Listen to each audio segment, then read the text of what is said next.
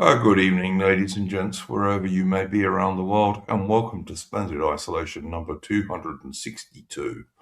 Got a lot to talk about this evening, but in order to give people time to join the stream, etc., I'm going to start us off with a tune.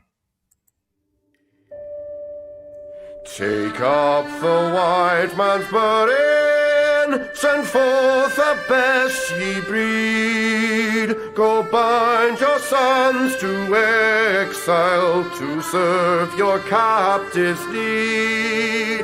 To wait in heavy harness on flooded folk and wall. Your new gods sullen peoples have devil and have child.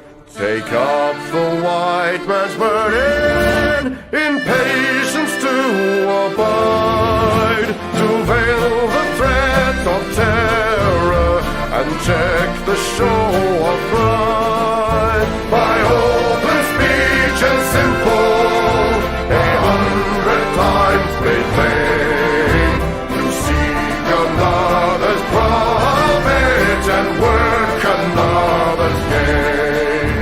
Take up the white man's burden, the savage wars of peace. Fill full the mouth of famine and bid the sickness cease. And when your goal is nearest, the end for all the sword, what's love that heed and folly? Bring all your hopes to naught. Take up the white man's burden, no tawdry rule of kings, but toil of serf and sweeper, the tale of common things. The ports ye shall not enter, the roads ye shall not tread. Go make them with your living and mark them with your dead. Take up the white man's burden and reap his old reward. The blame of those ye better, the hate of those ye guard. The cry of those ye humor are slowly towards the light. Why brought ye us from bondage, our loved Egyptian night? Take up the white man's burden, ye dare not stoop to less, nor call too loud on freedom to cloak your weariness. By all ye cry or whisper, by all ye leave or do, the silent, sullen people shall wail gods and you.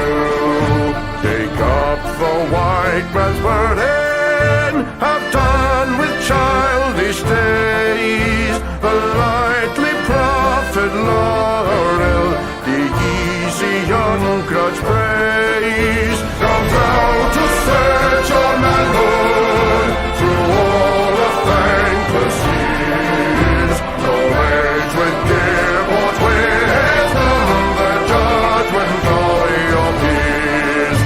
Take off the white man's burden through all of thankless years.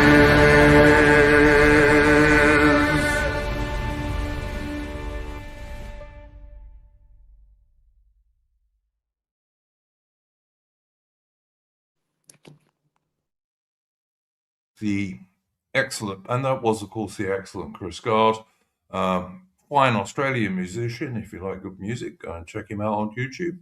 And you can also follow him on X, on Twitter, where we are also live at the moment. Okay, we've got a fairly full panel this evening. Because he's our Middle Eastern specialist, I'm going to ask Bede Britannia if he would like to start us off and try and make some sense of what's going on in Iran at the moment. So, Bede, I'll hand it over to you. Thank you, Iron Duke. Well, it's been 2 weeks since the start of this conflict between the Americans and Israelis on one side and Iran on the other. And obviously, it kicked off with a bang with them taking out Ayatollah Khomeini. And all this has really accomplished thus far is we've had the replacement with Ayatollah Khomeini with Ayatollah Khomeini because they've just appointed his son, who was even more hardline and less cautious than the father was. So great accomplishment there. Also, we've had the complete shutdown of the Persian Gulf. So none of the energy sort of states, so Qatar, Kuwait, Bahrain, and the UAE, can't get their oil and gas out to the rest of the world. So that's caused oil prices to skyrocket. The Iranians are firing missiles everywhere. And also, interestingly enough, there are rumors that Benjamin Netanyahu might be dead. And so if that is true, then that is a significant development, but we've yet to hear anything official from the Israelis. Rumors that he's been killed or he's just dropped dead?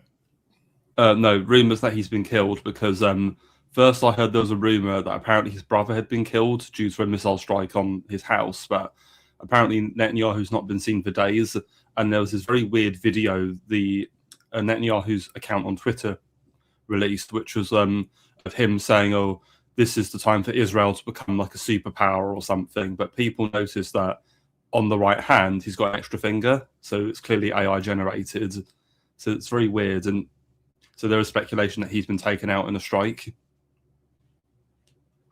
Interesting. Talk about decapitation, eh? Yeah. Well, considering what they did to the Iranians, you reap what you sow. But there's now even speculation that the US is going to launch at the moment, limited naval attack to secure Karg Island and Ormuz in the Persian Gulf. So in terms of the strategic implications of this, so Karg Island is an island that's just off the coast near the port of Bushehr. And it's important because the Iranians, they ship, obviously most of their oil is produced inland in Khuzestan. They then ship it onto Karg Island where it's processed and then shipped off, to China and other places. And so it's arguably by taking it, you would cripple the ability of them to ship their oil. But the thing is, they've already emptied the island of anything important other than the airbase. And so obviously there's a couple of reasons why the Americans may want to take this. One, it could be as a way of sort of pressure or denying Iran this access to this strategic island, but it also could be as a stepping stone to a full-on amphibious invasion of the Iranian mainland, especially if you want to take Bushehr, because that's a major port. There's actually a historical precedent for this, Iron Duke. I'm not sure if you're aware, because in the 19th century, there were two Anglo-Persian wars where Britain landed on Karg Island with the Royal Marines, and then from there launched an amphibious assault on Bushehr to force the Iranian government to make concessions, because the reason for these two wars is that the Persians were trying to conquer the city of Herat in Afghanistan, and Britain didn't want this because they felt it would open and leave India vulnerable to attack from a potential Russian invasion. So that's why we came. The second one, the second Anglo-Persian War was in 1857, and oh crikey, what was his name? The guy who took over from Havelock was actually the British commander. I can't remember his name off the top of my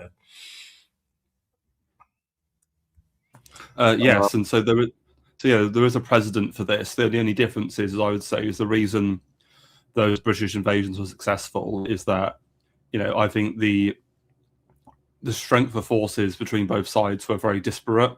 Whereas today, as strong as the American military is, the Iranian military is much more modern and up to date than the Iranian military was in the mid-19th century. So, and also, I think if the Americans do take Karg Island or even Ormuz, and even if they then launch attacks to take the major ports of the coastline, I think if the Iranians have got a huge stockpile of drones and missiles, and they've got a population of 90 million. They've got millions of men in reserve that they could train and call up on. So the ability to strike back and inflict, I think, some kind of devastating attritional losses on the Americans is going to be significant. Bede, I was going to ask you, the thing I've been hearing is that what Trump wants is for Iran to hand over its enriched uranium. And apparently it's enriched, but not really enough to make nuclear weapons with yet. You'd have to do some more work on it. But so if that is what Trump wants to do, presumably he's got to do something to put pressure on the Iranians to hand this over. Now, what I heard was, and I don't know if this is true, that Putin has already offered to Trump to say, well, look, we'll take this stuff off the Iranians. The Russians will. And Trump said, no, that's not good enough.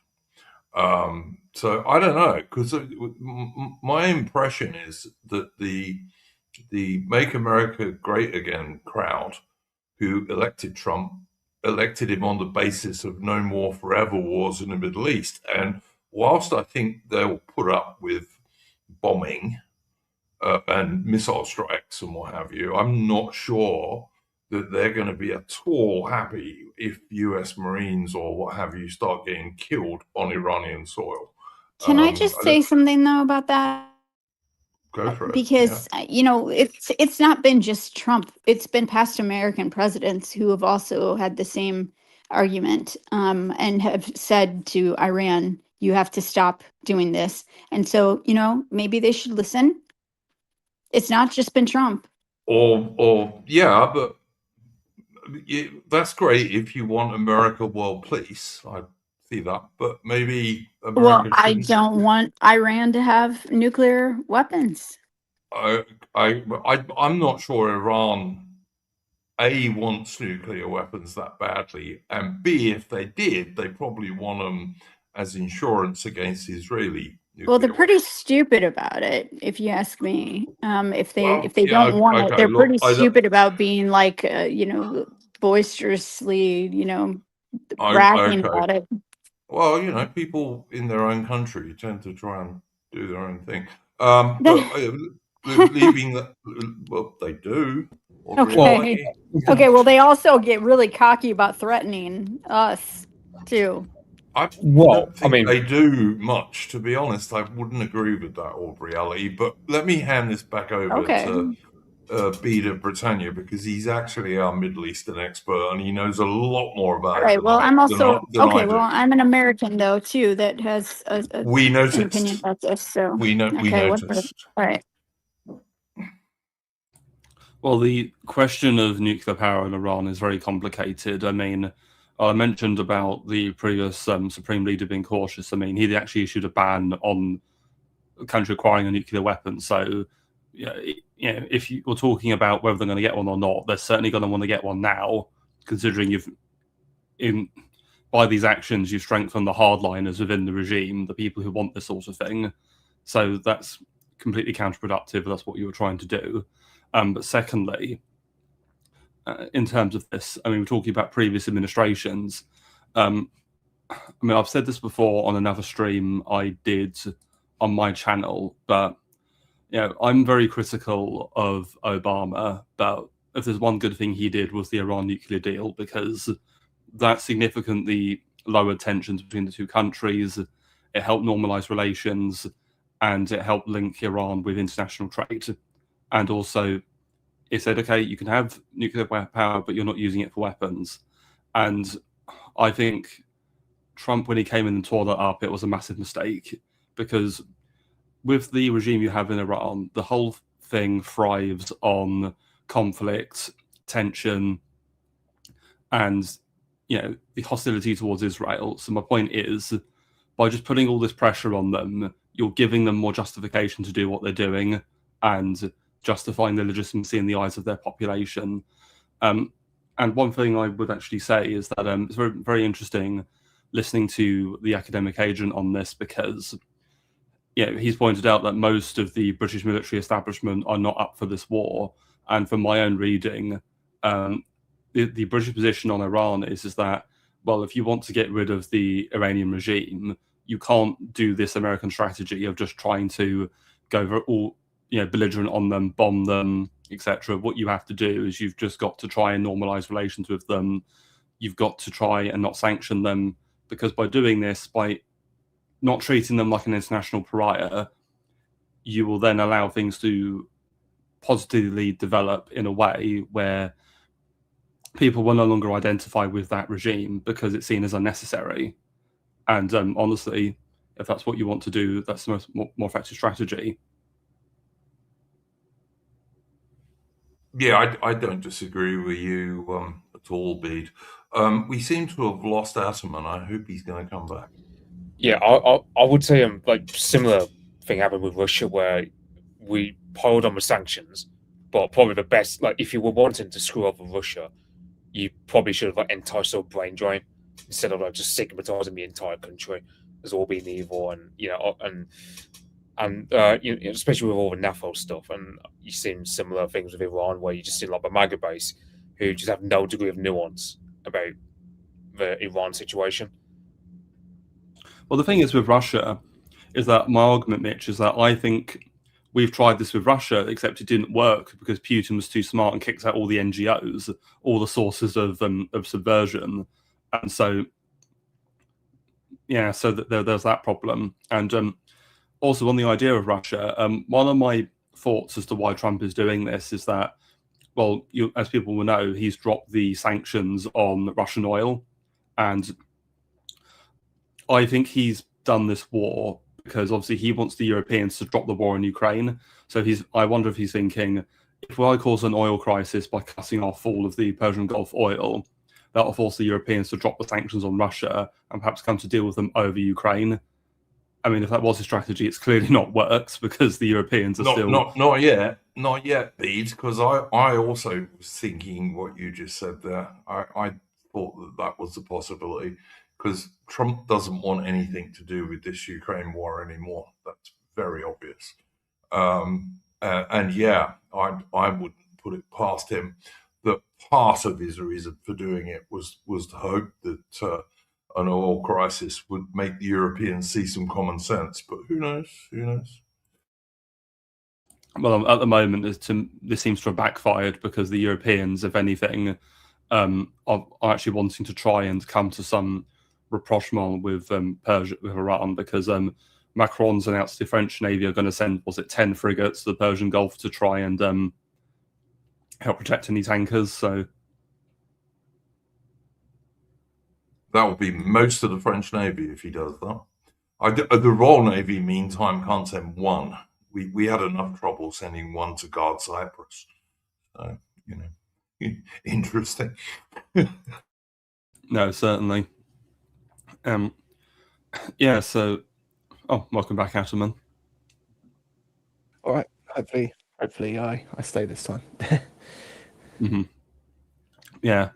So something I want to ask the panel is I'm seeing comparisons on Twitter that this has the potential to be America's equivalent of the Suez Crisis. And I think that very much is a chance of that. I mean, if they go in and then are forced to pull out like obviously the British and French did in 1956, then yeah, I'd agree.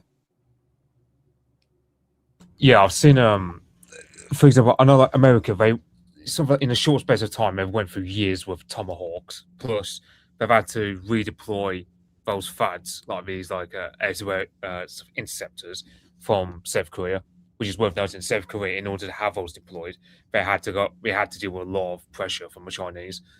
So the Americans only have a few batteries of those things, and they produce very few missiles every year because they're very complicated. Yeah, I know. Because they're not even explosive. They actually have to hit the missile they're aimed at physically. So there's nothing like an area charge or anything like that. The actual thing has to hit the missile it's trying to shoot down. So they're very complicated, very expensive, and America can't build them very quickly. And that's why, and I know they already put one battery of those things in Israel last year.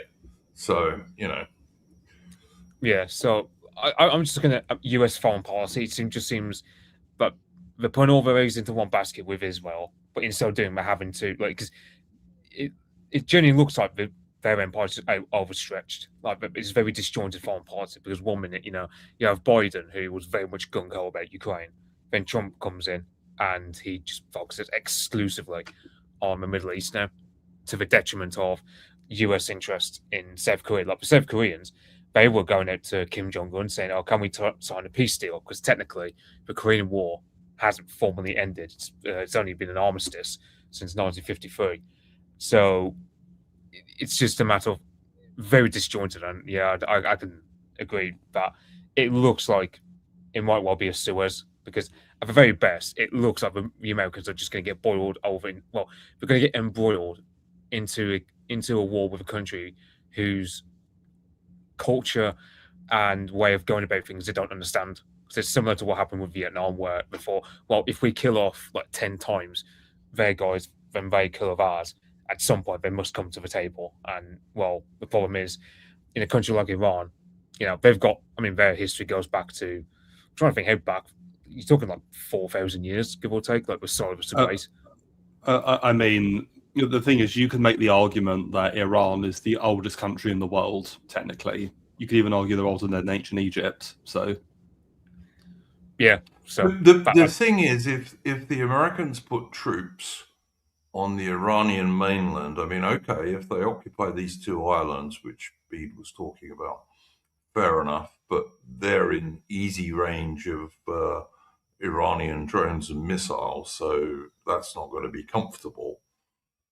no. But if they land troops on the mainland, how do the Americans say they've won? Because they need to, otherwise they haven't won.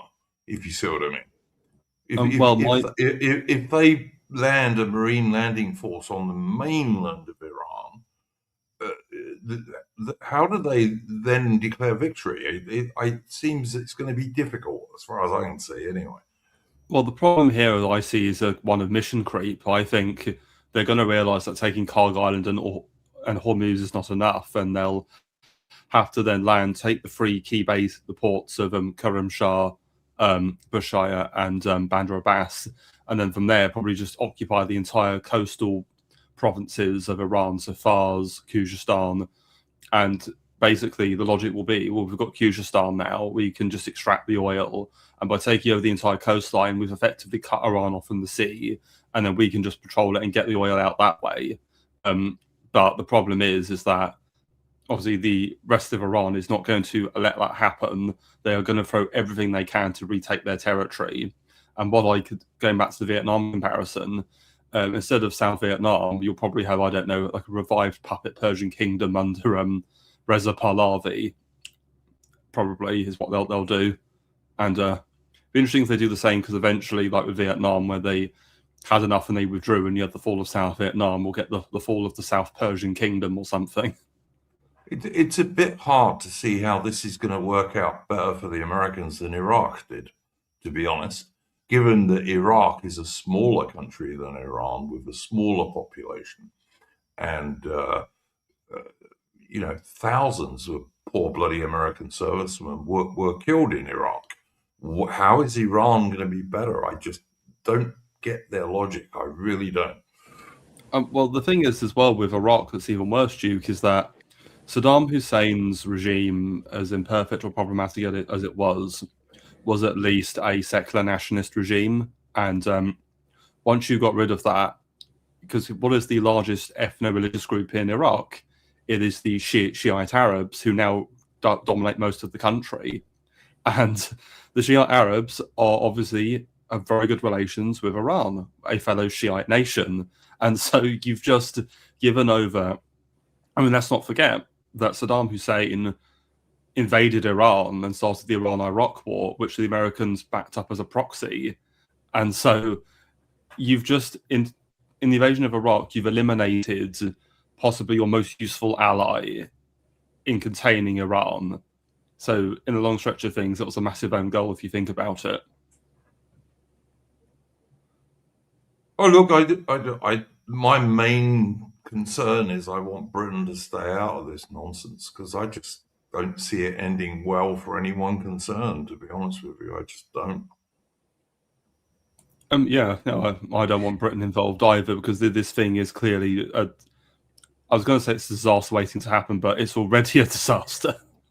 I mean that's kind of the thing where obviously people have commented earlier this week saying we should just have the stance of no to foreign wars. But I mean, you bring up Iraq, but like there's quite a tragedy in all foreign policy now, which is that you see with like Saddam Hussein and the whole like WMDs thing, and it's like if you go back and read the literature from the time, there was at least one of the things that people like Blair and that seized on was the fact that there was some plausible deniability to whether Saddam actually didn't have anything or not. Because of course, a lot of these regimes, we put them in this position. We, right, obviously not us, the ruling elite, which is, you know, the Epstein class, as the lefties are calling it, and stuff like that now, and also like the American State Department and stuff like that, and all these other groups.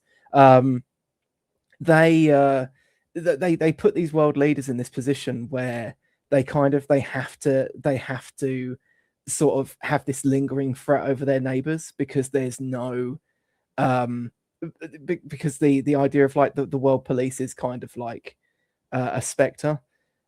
And then of course when they do that, when they play a bit of subterfuge and they do actually allude to power against their rivals, their regional rivals, there's like a 50-50 chance that Israel will take umbrage and America will just come in and stomp you for it. So it doesn't seem like, I mean, I don't want to be a third worldist and like take pity on these people, but it doesn't seem like a particularly good place for any of these regimes to be long term. It seems like quite a rancid, almost like quite a toxic sort of foreign policy situation they always end up sort of mired in. I see that Mitch has put up a slide here, which I think is Trump's tweet, isn't it, Mitch? Yeah, on Truth Social. When I saw this, I had to read it a few times because I thought it's mostly fantasy when he talks about countries like Britain and China sending warships there. Not going to happen. Yeah, especially with China. Because last I heard was, Iran was saying that if any ships want to go past the Strait of Hormuz with oil, they have to pay in Chinese yuan as opposed to like US dollars. Which, if that actually goes ahead, I mean, that really destabilizes the dollar as a primary currency. And Iran is part of BRICS, isn't it? I'm pretty sure. They're aligned with they China. are, yes. Yeah, and the other thing was because it's worth noting, like in terms of hormones, I think most of the oil that goes through there largely goes over to the likes of China, South Korea, Japan. So they're the countries more affected by it. And I heard that the Japanese weren't going to send their minesweepers because you had some Americans saying they were going to bring in these Japanese minesweepers because they don't think the Americans have enough. But the Japanese just said, we're not having any part of this. So it's looking like it's only really exclusively the Americans and the Israelis doing all this. And I'm looking at Trump's messaging here. I mean, I can buy into the idea that he's just gone, he's old age, he's catching up to him. Like when he says, for example, we've destroyed 100% of Iran's military capabilities, but also they're able to send drones and mine the waters and bombard ships with missiles. Like it's Well, the other thing, Mitch, was from what I can work out, the absolute maximum number of ground troops that the Americans have ready at the moment is about 7,000 US Marines. And maybe like some Army Special Forces types. That's not many troops. I mean, it's probably enough to occupy those two islands, but not if they're going to invade the mainland of Iran. It isn't nowhere near. Well, I don't know if you heard about what was his Arnold something. I can't remember, like French guy who got killed in northern Iraq. There's a lot of speculation, especially from Firas Madad on Lotus Eaters, that basically NATO's arming the Kurdish in northern Iraq because there's a Kurdish minority, like northwestern Iran, and apparently they're going to use the Kurdish as a proxy to destabilize things. So, if there is to be a ground invasion from like Marines on Karg Island, you can imagine it goes hand in hand with sort of Kurdish incursions into northern Iran. So, But they're Well, just going to, if they take the island, and I'm absolutely sure they can take that island and they can take the other bigger island as well. But then they're going to sit there under a rain of Iranian drones and missiles, which is going to be very uncomfortable and certainly going to cause them some casualties. You know, it's. I just don't see where it goes from there, unless you use those islands as Bede was saying as a base to then invade the mainland of Iran. 7,000 troops is not even half as many as you need to do that. You know, well, something I've not mentioned, but it's something I've heard rumors about, is that Trump may pass a draft, which is we're really going to get into very strong Vietnam comparisons if that happens. But I think if he does do that, I think we will probably see the very quick end of his presidency, because I think they will probably try to. that will go down like a There is lead no way he's balloon. going to bring back the draft. No, There, I it's don't not think going to so. happen. There's no way. That would go down like a lead balloon, and the Yeah, Democrats I would mean, it's walk. not going to happen. Yeah, the Democrats would walk the next election if he does that. I mean, the Republicans wouldn't stand for that either. No, that's not going to happen. Does the US government have the capacity to enact a draft at this point? I mean, it's been a long time, and I don't know. It kind of seems like it'd be a little bit The beyond them at this laws point. will still be on the books. Yeah, But you'd need to get public support for it because, and you know, Trump was not elected on the basis of starting another enormous war in the Middle East. He wasn't. Quite the reverse. You know. I mean, like they couldn't even. I mean, like I don't want to hate on the guy. I still quite like him, but he couldn't even win the siege of what was the state? Was it Minnesota? You know, it's I don't see how they could do like Ukraine does and drive around with vans and pick people up for draft. The question for me is draft who exactly? When Western nations start talking about the draft, like draft who? The Yeah. Zoomers? Like no disrespect to Zoomers, but I don't see many Zoomers doing well on the battlefield. I mean, there's a cat because I've heard from army types that don't like the draft because the standard of men aren't that good. They prefer men who want to be in the army and can be easily trained and have the aptitude for it. Don't That's forget, a very interesting point, actually. And don't forget, Mercian, even if you've got good raw material, it takes an absolute bare minimum of 6 to 9 months to train an infantry soldier. Well, this is kind of what I'm getting at, though. Like, I mean, you said about how they wanted. I mean, I remember someone saying that to me. I think it was actually a teacher who said that to me like years ago, who had been in the army, and they were saying that they like volunteers, right? They want people that are willing to be there. If you're drafting people, surely the entire mode of training people for the army is inadequate for that purpose. If you're picking up draftees, like it just seems, like also, Armin, don't forget, if Trump was to announce tomorrow, yes, we're bringing back the draft, you know, you wouldn't get a soldier out of that until basically the end of the year. Yeah. If he announced it tomorrow and started picking people up next week, you would not get one single soldier from that for basically until near next Christmas. Yeah, it doesn't. And as you say, yeah, you wouldn't get any soldiers out for a year. And the thing is, as well, like let's not kid ourselves as well. Like the American army is still like monstrously powerful. Like I just don't see any instance where they would even need to bring about the draft. It's just No. it just seems kind of baseless. But you, in order to invade Iran, like the mainland, not these two islands that everyone thinks the Americans are going to take sooner rather than later, but to invade the mainland, you're going to need like 3 divisions, probably. Yeah. So you're probably talking about 35,000 men. Mm. The Americans don't even have 35,000 troops in the area at the moment. No. Another We thing can that's get into that pretty quickly. another thing that's inopportune as well is that I remember like the Taliban were having skirmishes with Iran, but nowadays the Taliban are going to war with Pakistan. That's heard. So, you know, that's another inopportune thing. Like you can't even use the Taliban as the proxy against Iranians either. Well, just go back to the Kurds. That's not going to work because already that got leaked, and then the Kurds said, "Oh, actually, yeah, we're not going to try anything."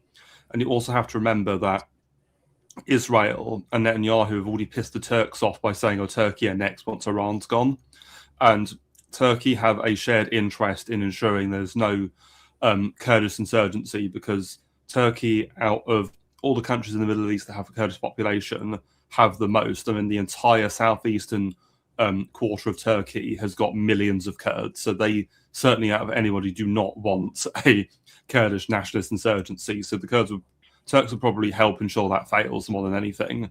And I remember discussing this before, but when we were talking about the protests that were happening earlier this year, some Kurdish militias crossed the border from Turkey into Iran, and the Turkish military gave Iran the heads up, and yeah, they got eliminated. I think it's interesting that Israel is saying Turkey's next, given that Turkey is a member of NATO. That's going to be very complicated. The whole damn Middle East just needs to I don't know. Turn into a blast crater. Yes, thank you. Thank you, Admin. Thank you. There are arguments for that, I have to say. Yes, there are. Yes, I mean, just all of them. Just God, nightmare. Although just Israel would also be a good start. That would that could probably go some ways to settling things down. Oh, dear. I probably shouldn't, but I kind of hope the Netanyahu rumor's true. Yeah, it could be. I mean, the thing is, Netanyahu is probably going to get arrested anyway once he gives up the prime ministership because. Well, why do you think he hasn't given it up? Because he knows they're going to arrest him as soon as he does. Yeah, exactly, Bede. But yeah, I don't know.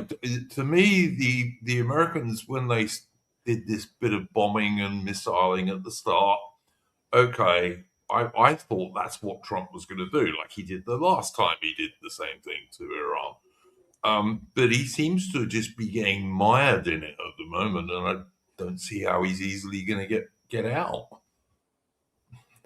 Another thought I've had for a while is that with Iran and Israel, if you think about it, both of them are dominated by militaristic, hardline nationalist regimes, and in a way, they both need each other to survive. So if you think about it, if the Iranian regime falls, Netanyahu and Likud lose their raison d'etre, whereas at the same time, if Israel falls, the mullahs and the RGC kind of lose their raison d'etre somewhat. So I think there's this shows a shared interest in both sides in this conflict being perpetuated as a stalemate, which never really results in any kind of final definitive solution, if you know what I mean. And so it's almost like Trump and America are coming in to prop up Israel to make sure Israel doesn't get totally destroyed. And also, by creating this perpetual state of emergency and war, it means that Netanyahu can kind of claim that as legitimacy and say, oh, no, I can't quit. We're in the middle of a crisis, you know. Whereas if things are allowed to calm down and stabilize, it's like, right, time to get rid of you, BB.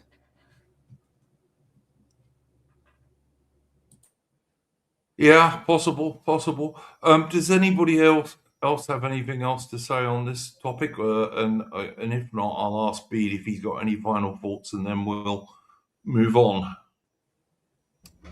I suppose like last thing is this thing that I just saw being posted around the latest thing that Trump's just posted on his Truth Social. If you can share that.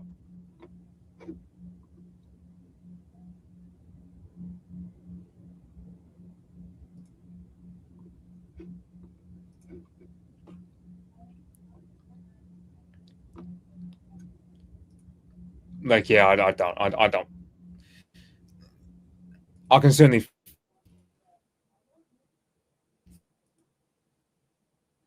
see like people, because I mean, was it like last week? Was it last week or the week before where he was slagging us off, going, "Oh, well, we don't need you guys anyway." I mean, now he's wanting it to be a team effort in context of Iran, and it's all over the place, and yeah, it feels incredibly schizo, doesn't it? Yeah. Yeah, it's all very strange. B, did you have any final thoughts on this before we move on to something else? Well, if I was Trump right now, I would just cut my losses and end this conflict and withdraw, and try to come to the best deal that you can with the Iranians, because the only alternative, as we've discussed, is for him to escalate, launch these attacks, and eventually go full ground invasion. So, and I think, you know, if Netanyahu is dead, I think that'd be the perfect reason to off ramp and say, okay, our allies' leader's been taken out. This has gone, you know, too much negative things have happened as a result of this. Right, I'm ending this shit now. But no, I don't think he's going to do that. I think he's just going to keep escalating.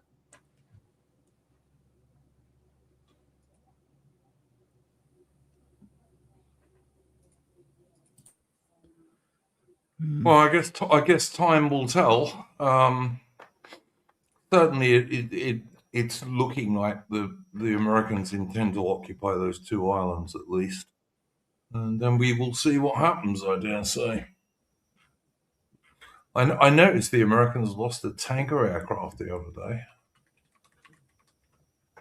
which are quite expensive, and also all the crew were killed as well.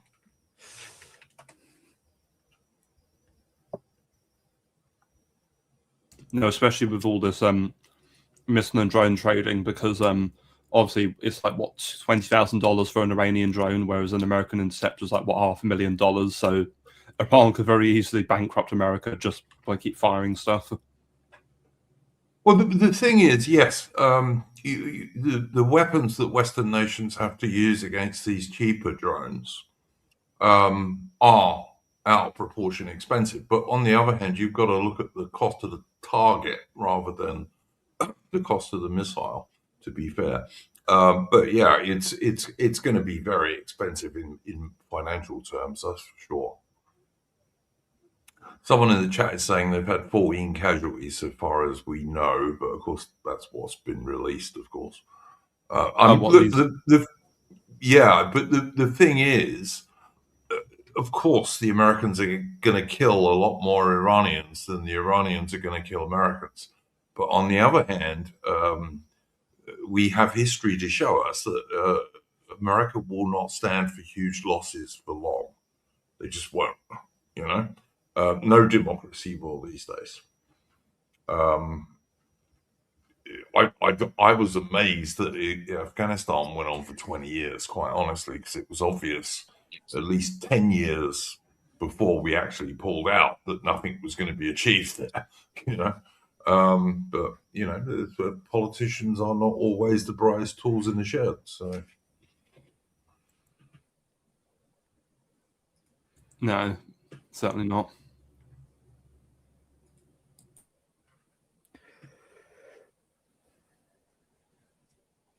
Hello, William. Hello.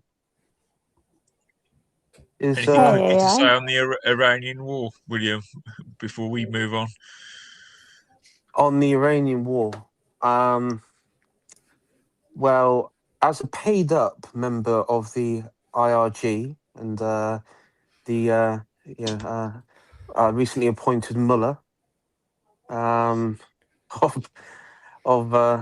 Britain. To be honest, I've I haven't watched any of the of your guys' build up, but yeah, it's gonna. I think it's gonna be a stalemate to the point of where the America and Israel will back down, or they will claim victory over something. I don't know. Claim victory or something like that. Ultimately, if they want what American Israel wants, is they'll have to commit boots on the ground. They'll have to literally engage on the ground. The bombing campaign from a distance ain't gonna cut it. And we've seen this with the Straits of Hormuz and the Persian Gulf at large, and it will cause an effect not just with trade but also the oil and oil exports. Have you William? Have you seen the number of burning tankers around the Gulf of Hormuz? Yeah, it's crazy, and Just the trouble. insane.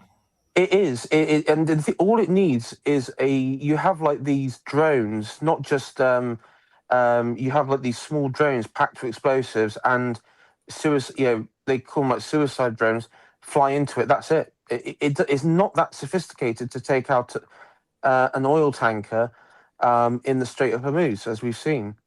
It's very cheap. It can be done quite easily. You don't even need ships or anything, because this is the essence of modern warfare. And what makes it even, and before you say, well, what about using the Suez to go around to take the oil from the Gulf states and go around the around Arabia, you'd have to go through or past Yemen, which is controlled by the Houthis, which is the proxies of Iran. So that can't be in use, because then that will be targeted as well. So this is the problem. I mean, it also highlights why Europe and Britain and other countries, but particularly, because we're Britain, we'll focus on Britain here. You can't have industries and energy sectors reliant on foreign nations. I mean, this is where globalism is just functionally it is a dangerous utopian style of government. You can't be reliant on foreign powers for your industries and your energy. You have to be self-reliant because of instances like this. We cannot be beholden to foreign regimes. And Try telling that to Ed Miliband, William. yeah, no, 100%. And I think probably the last week has just shown. I mean, the Green Lobby are totally. I mean, they've totally been, in my mind, totally, um, you know, disregarded from any sort of form of conversation. Oil is required not just of course, in the fueling, but also in the manufacturing and making of wind turbines, of solar panels, most pharmaceutical products. I was about to say pharmaceuticals, roads. I mean, if It's it's not yeah, concrete or metal, oil's part of it. Even bloody margarine you need oil for. yeah. Yes. Yeah, it is just shown that this is. I mean, this is where the reality of politics, and the trouble is, for far too long, British politics has been living in some bizarre, abstract, wonk land where everything is, everything can just be uh, argued about on some television program, morning breakfast show, and then maybe on spats on Twitter. But this is where real life comes knocking, and this is just shown.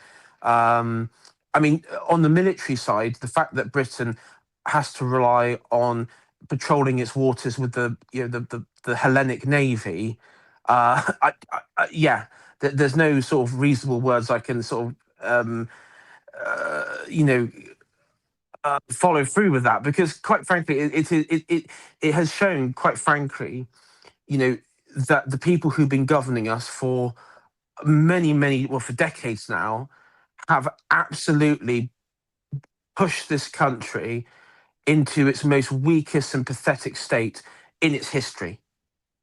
Well, William, it took about as long to send that single destroyer to guard Cyprus. It took about as long to send that single ship as it did to sail the task force in 1982. You know, 2 Yeah. carriers and scores of destroyers and frigates. It's just craziness.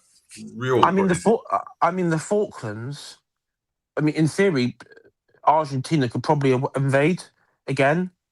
I don't think anything. Well, I was going to bring this up later on in the stream, William. The Argentinians are actually starting to saber rattle at the moment and are starting to build up their armed forces again, interestingly enough. Yeah, while we've been cutting our navy, we've been cutting our army, we've been cutting on all aspects of defence. You're And saying that like Keir Starmer would fight with Argentina? If are you on the Falklands there? Have them there? Can we pay for you to have them? That's what you do. Yeah, 100% true. Starmer is such a traitor; he would definitely do that. yeah, 100%, Yeah. 100%. I mean, he's already given like Gibraltar to the Spanish, effectively. You know, under the new settlement, Gibraltar is governed by the Spanish because they're enforcing economic sanctions and settlement policies as well. Those two things, that's control. That is the definition of who has control, and the Spanish have control. So Gibraltar is again, the Rock is now under nominally Spanish control, even though it may have like the Union Jack and the Gibraltarian flag over its government's building doesn't mean anything. It's governed by Spain.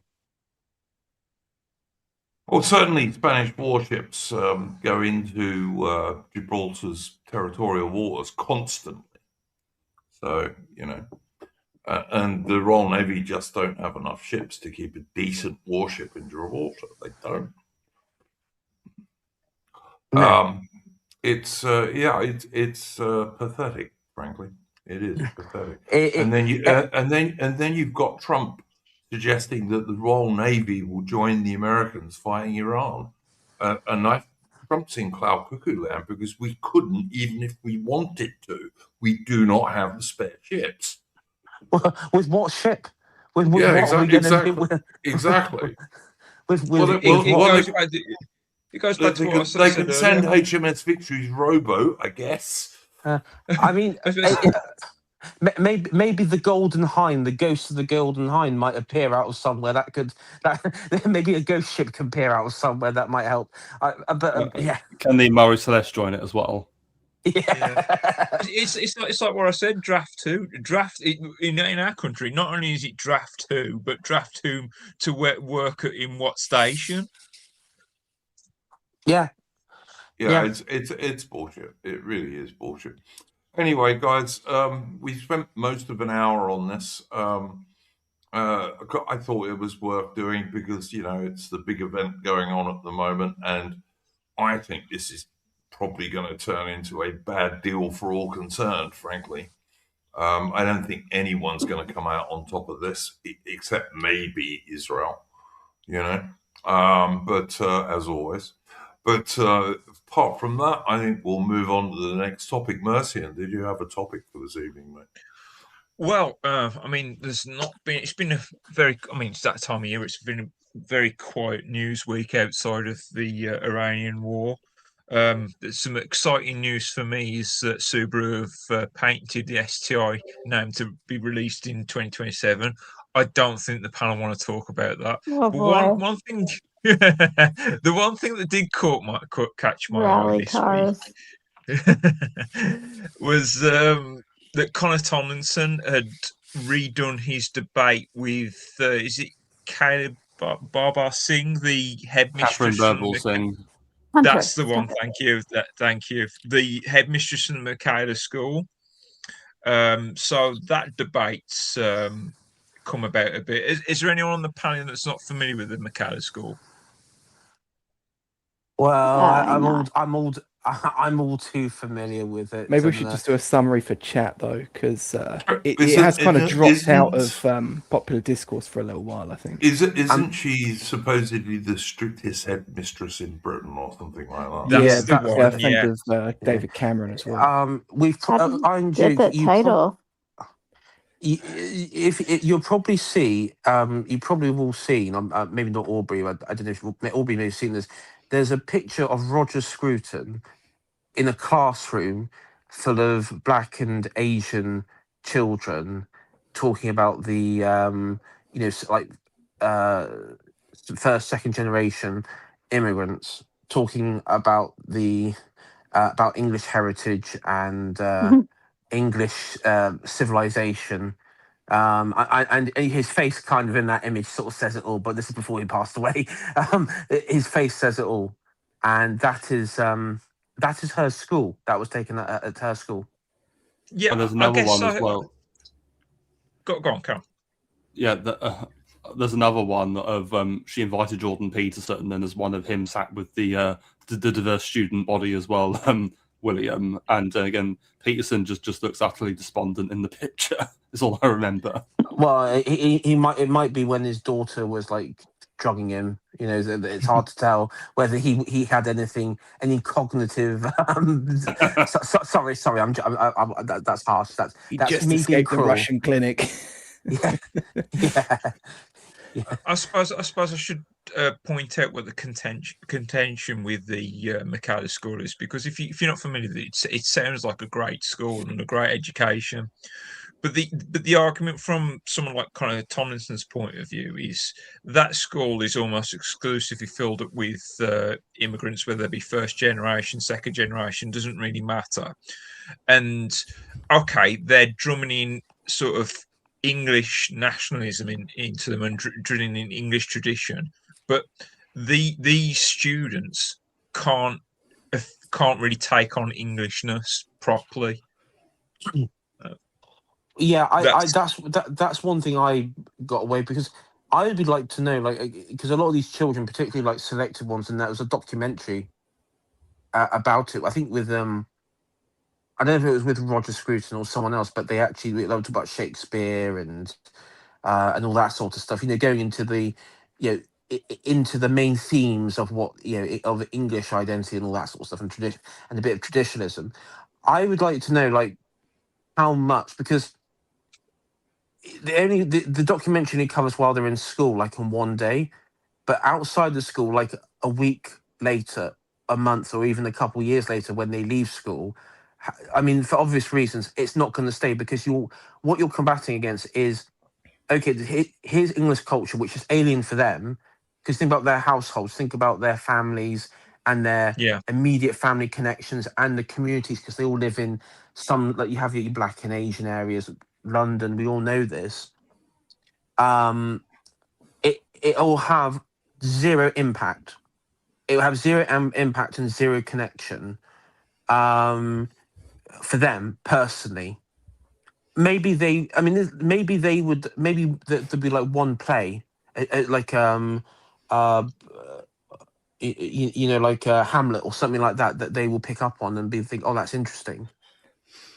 But it won't have the same connection as part of their national story, because fundamentally they are just interlopers. I mean, that, not being harsh about it, but they are just these interlopers that don't really connect with the nation around them. Yeah.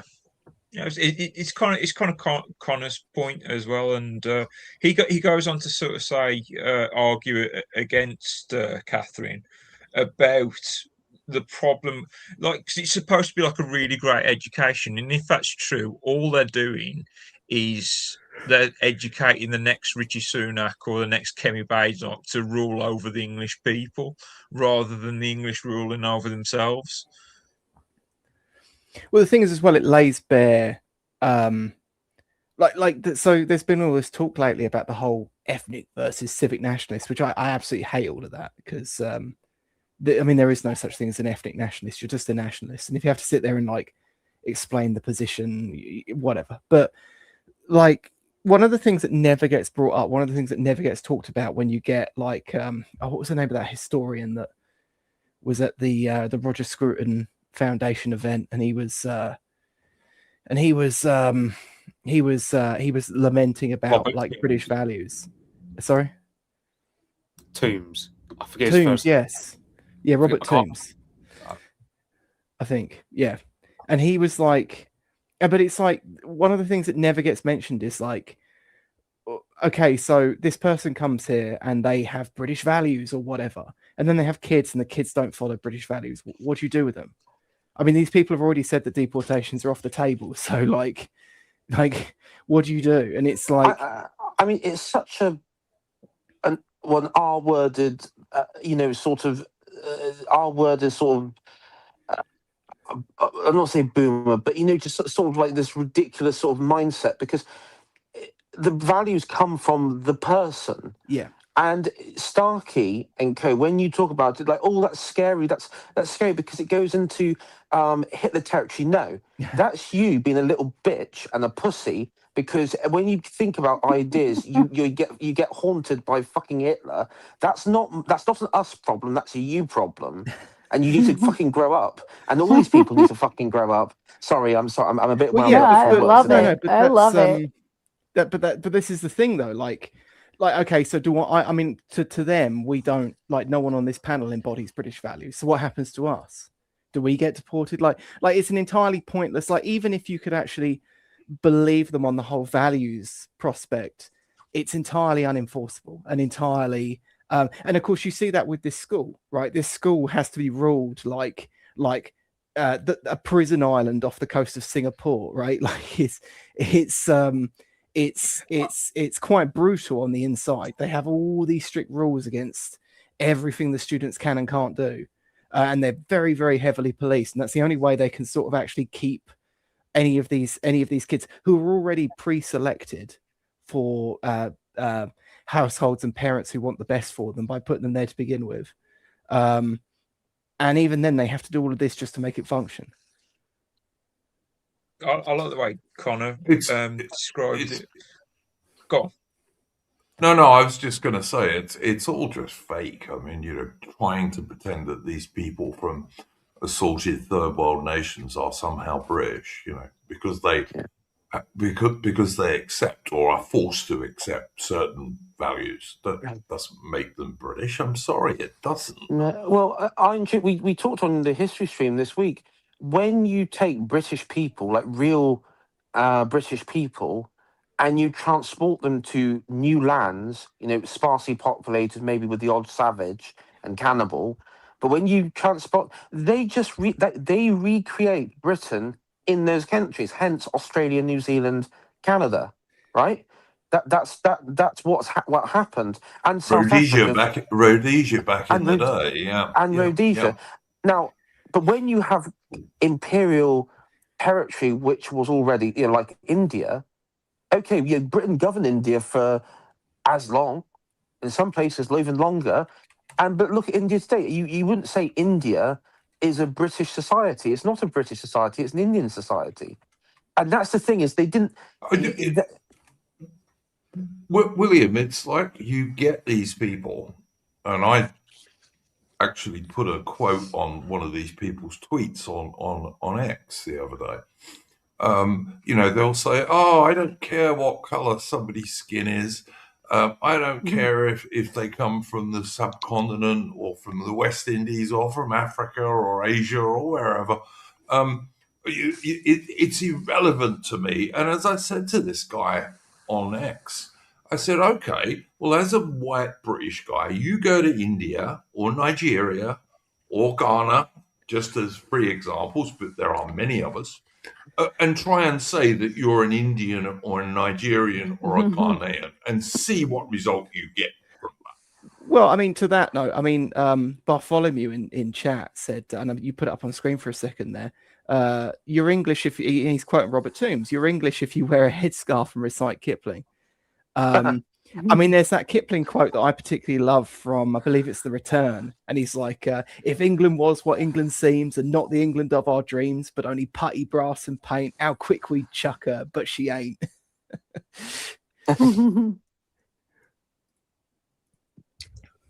Yeah, it's just it's insanity. It really is. Mercy and I have a mixed feelings about Connor Tomlinson. I think he's often very sensible, and other times less sensible. For example, when he took Israeli money to go to Israel. But what was his conclusion when he redid this thing? I mean, I was kind of watching because I don't. He's got the debate behind the membership paywall, the actual debate. So the only thing that's available for free is him reciting the actual debate from his point of view. I mean, fortunately, for the most part, I agree with his point of view, but it comes down to the initial, Richard Toombs thing of like, oh, we should look towards the Michaela School as an example for the future of Britain, and Connor's looking at it in horror, sort of like going, well, you can't change the population and try and teach them British values. And ultimately, it's you can't change the population and teach them English or British values. That's his overall thing. I think Catherine is sort of like, well, I've done it to bring in the English tradition, but I just happen to run the school in a very ethnically diverse area. It's not my fault if there's not any white children going, or English children, should I say? Because white can mean French as well, I suppose. I don't know if anyone saw the. Oh, sorry, carry on. No. Go on. I was just going to say, I don't know if anyone saw the interview that Nick Dixon did with Harrison Pitt earlier this week. But he made a really good point in it where he brought up like trans people, and he said like, if you took like the most passing like trans woman, the best you could argue is that they're simulating womanhood. You couldn't argue that they're duplicating it. And he said like implying that the English values or British values can be passed on in some way when there's like hardly any British people left for them to be based around as a focal point is like claiming that you could be a trans woman when there's no women to essentially simulate the focal point of what womanhood is from. Just bringing Baudrillard for a bit, Atom, and it's like simulacrum and simulation. It's not really proper English. You're just simulating it. It's like it's the copy of the real thing, right? Yeah, and then and what you're going to then do once all the British people are gone? You're just going to copy this sort of simulated aspect of Englishness, and so you just reduce it to nothing. Yeah, which like all these that's people what have I was already shown that they have is no like interest values. in doing anyway. Oh, sorry. Oh, sorry, carry on.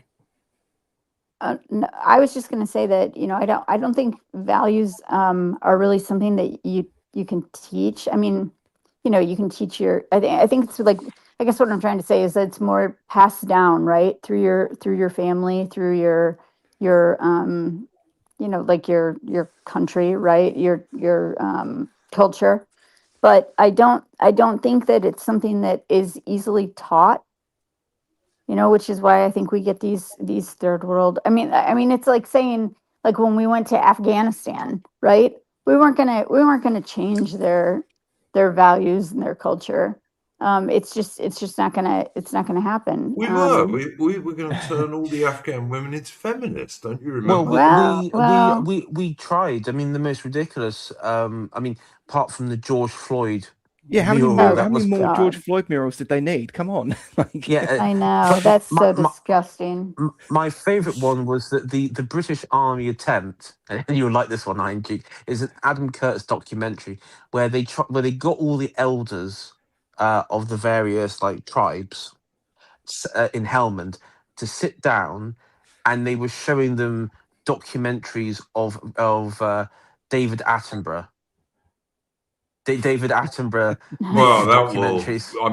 that must have immediately converted them. I mean, no doubt And whatsoever. the documentaries they were showing there was snakes in the desert, and I just wondered were they super offended because they were trying to imply that they're all snakes or something.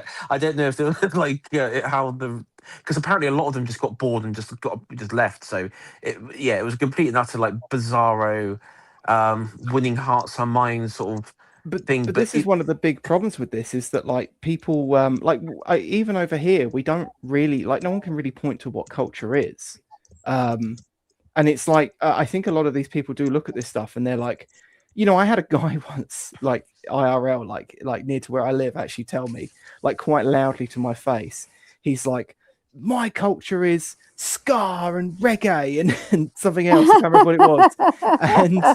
And he was an avowed leftist, but it's ultimate wigger maxing. And he should have moved to Kingston, Jamaica, and see how well he did there. Right. Yeah. And it's and it's a lot of these people, a lot of those people that probably thought up that program were like, oh, I grew up on David Attenborough documentaries. That's my culture. And it's you get this now where you'll get James O'Brien will be on LBC and he'll be like, what is English culture? What is English culture? Really aggressively.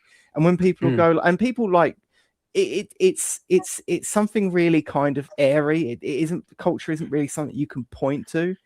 It does get.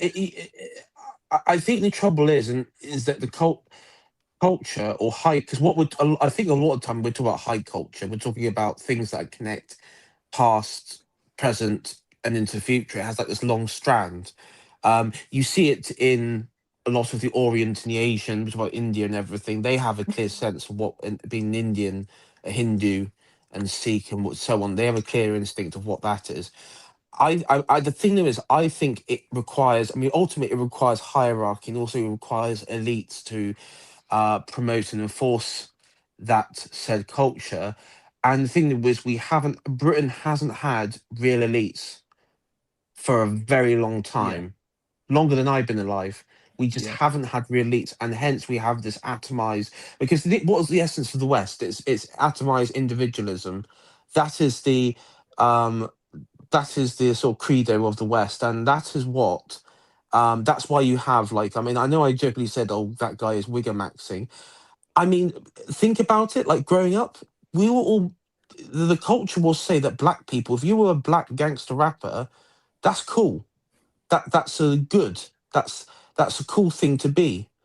So I'm not surprised, that simple-minded people like that sort of fall into that trap, because that's what the system is telling them is a good thing to do and to believe. Mm-hmm. Guys, Sometimes I would. Guys, I'm just conscious we've gone almost an hour and 14 minutes. I just want to do a bit of channel admin stuff, and then we'll move on. Guys, please like the stream. It takes you a second, doesn't cost you anything, really does help the channel to hit that thumbs up button, please. And of course, subscribe for more content. Also, if you want to support the channel or you want to ask the panel a super chat question, you could do so via Entropy, and that's pinned at the top of the chat on YouTube. And I see we've already got 3. Thank you very much, guys. Oh. We'll go through those later on. But yeah, so all of that stuff.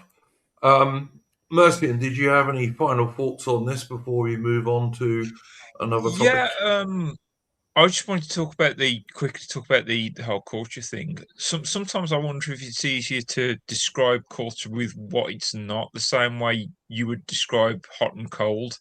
You describe hot and cold as the opposite, as something is not cold or it's not hot, and that's how you can describe it. That's I just wanted to end on that. Yeah, I mean, we've got. I think too that I just think too that our culture has been diluted so much for so long. We've been slowly kind of degraded, right? They're taking away Christian values and that our countries stood for. And we've talked about it before so many times that we're not allowed to have culture ourselves, because we do have culture. Yeah. We do, and we have history, and we have but we've been like systematically kind of taken apart. Culture is like the gold. Um, The culture is like a goldfish meme. Does a goldfish know it's in water? You can't exist without culture. Even animals have cultures. Yeah, I mean, most of the time for when you God's ask people what culture is, they point to things that are the product of culture, that are like in some way are consumable, that's been produced by their culture, but not, it isn't strictly an example of the culture. If that I makes any mean, sense. look at like the Latin countries. Look at they've got a very strong sense of culture, and I don't know, we do too, and I'd like to see that kind of built back up. Well, but even if you ask people from like the Mediterranean what their cultures are, most of the time they will just point to food, but they also just don't give a fuck, and Right, they'll just tell you not to question it and tell you to go fuck off if you do. So But there is actually there's some value in that, because effectively it does come down to a form of tribalism, and I think hmm ultimately, and maybe this is a point, you could say that this is like for something be like a Restore Britain or political movement. It's when you have the O'Briens come and say, well, what is this, what is this, and your response is, listen, you dipshit, you know what it is, so don't question me, and don't even question me again to my face, or something like that, because there's hmm actually there, there is a point, I think we have to say, listen. It's like when people say, well, what's an English person? The response has to be, listen, you fucking moron, you know what an English person is, so don't never ever say that thing to me again, and then refuse to even acknowledge that sort of statement. I think in right, some ways you have to, what they call like a non-dialogue option, or you refuse to engage in the dialectic, because to engage in it actually does harm to your own message, then to your own message, um and boost their ones, because you're engaging in their sort of their sort of bollocks narratives. I and think people isn't are our getting better. history Sorry, our go on. culture? I mean, isn't that a big part of, can't you just point to that too as our culture? I mean, look at like the domination that the English culture has. I mean, that the English history, I mean, is what I'm saying. That's your culture right there, Yeah, no, right? exactly. But I mean, the problem is, if you listen to people like O'Brien and co, that they will find, they'll say, "Oh, this was built by the Normans. They're French.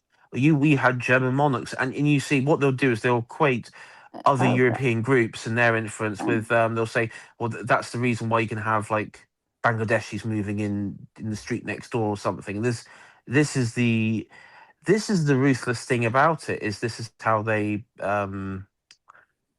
justify it all. But it's a commonality. It's not, I I, mean, the white European cultures have a commonality there. Yeah, You I mean, don't get they that do. with Pakistanis coming Yeah, in. I mean, they do with Americans. The most common thing I see with Americans is, well, you guys are immigrants yourselves. You guys were immigrants yourselves. So, Yeah, and it's like, no, number one, Americans weren't. They were settlers. They settled right. British colonies, and they expanded those settlements. They weren't immigrants, because technically the lands that they're and your ancestors, I mean, Aubrey, you probably have in your ancestry, British settlers, people who Y- moved to the colonies, Yeah. who were British, where the colonies were technically British territory. So they're not like they didn't move from one country to another. It was still part of the same territory, same hmm territory. But this is the argument they use with the Americans to justify having millions of They do The this to melting pot. Australia. They do this to Australians. They do it to Canadians. They do it to New Zealanders. Mm, But when you move to a wilderness which is what you're talking about in most of these cases, including the Americans, and you actually turn that wilderness into a civilization, that is not being being an immigrant. It's not. It's creating something. Yeah, it's not like the settlers settlers versus of immigrants. yeah, because it's like the settlers of Jamestown didn't just go, okay, now we'll join up with the Pawnee Confederacy and we'll like sort of serve under them as like a servant class. No, that's that's not how it happens. Right. It's like, no, actually we are a separate thing. And by the way, we're not putting up with any more raiding on our farms, our homesteads and farms. That's like that was the sort of message. But This is part of the reason why I never liked this whole invader rhetoric when people go, oh, it's an invasion, all this immigration coming over. It's like, well, no, they float here on a door and they subsist on government handouts. Like, that's not the same. I mean, in many ways, if it was, I mean, let's be honest, if they were like an organized form of raiding parties, in some ways it'd be easier to deal with. It would be easier to deal with in some, because you could sort of like, it would be it would be like the Arab slave trade, like it was back in the Right. 15th, 16th century along the English coastlines. It would be, You could treat them as a hostile. yeah, it would justify or the treating them Vikings. or the Vikings, yeah. We used to butcher them. We used to butcher the Vikings, given half a chance. Bede, never compare the Bob Marley to the Viking. And as much as as much as I have my problems with them, that is a line I cannot cross. Well, I was just, they're the most famous example because, they Yeah. conquered, I mean, they very nearly conquered England. Well, they technically did under Canute. So, well, excuse me, Wessex. I know. Yeah. Later on, I know. Yeah, later on. But excuse me. No Wessex revisionism here, pal. I don't know what sort of places you hang around. There's no Wessex revisionism here. Wessex was the last kingdom, and it held out. Well, I was talking about later. I wasn't talking about the Great Heathen Army. I know, but the thing is, were they really Vikings at that point? Well, they may have converted to Christian, but they certainly behaved like Vikings. Yeah, but yeah. I know what you mean. Guys. Yeah. All right, guys. Aubrey, did you have a topic for this evening? Aubrey Alley, did you have a topic for this evening? All right. Can't get hold of Aubrey Alley at the moment. Adamant, did you have a topic? I'll ask you next because I know you sometimes have to go to bed at a reasonable hour because you're a working chap.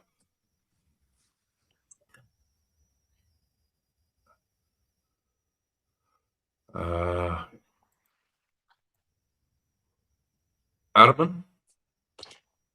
I think he's had to head off for a minute. Oh, okay. Sorry. In that case, William, do you have a topic? Let's see. Actually, yes. And this, I'm going to have to be brief because I need to head off because I need to be up at 6 tomorrow for work. So I will keep this one brief. I put a video out today, and I'll just sort of expand on this. For the last week, there's been a coordinated attack against Rupert Lowe and Restore Britain by people who are part of the Peter Thiel network. That's the only common denominator that you have. Like, why would you? And you have BAP, you have Curtis Yarvin, you've got quite a few people in that sphere who have taken a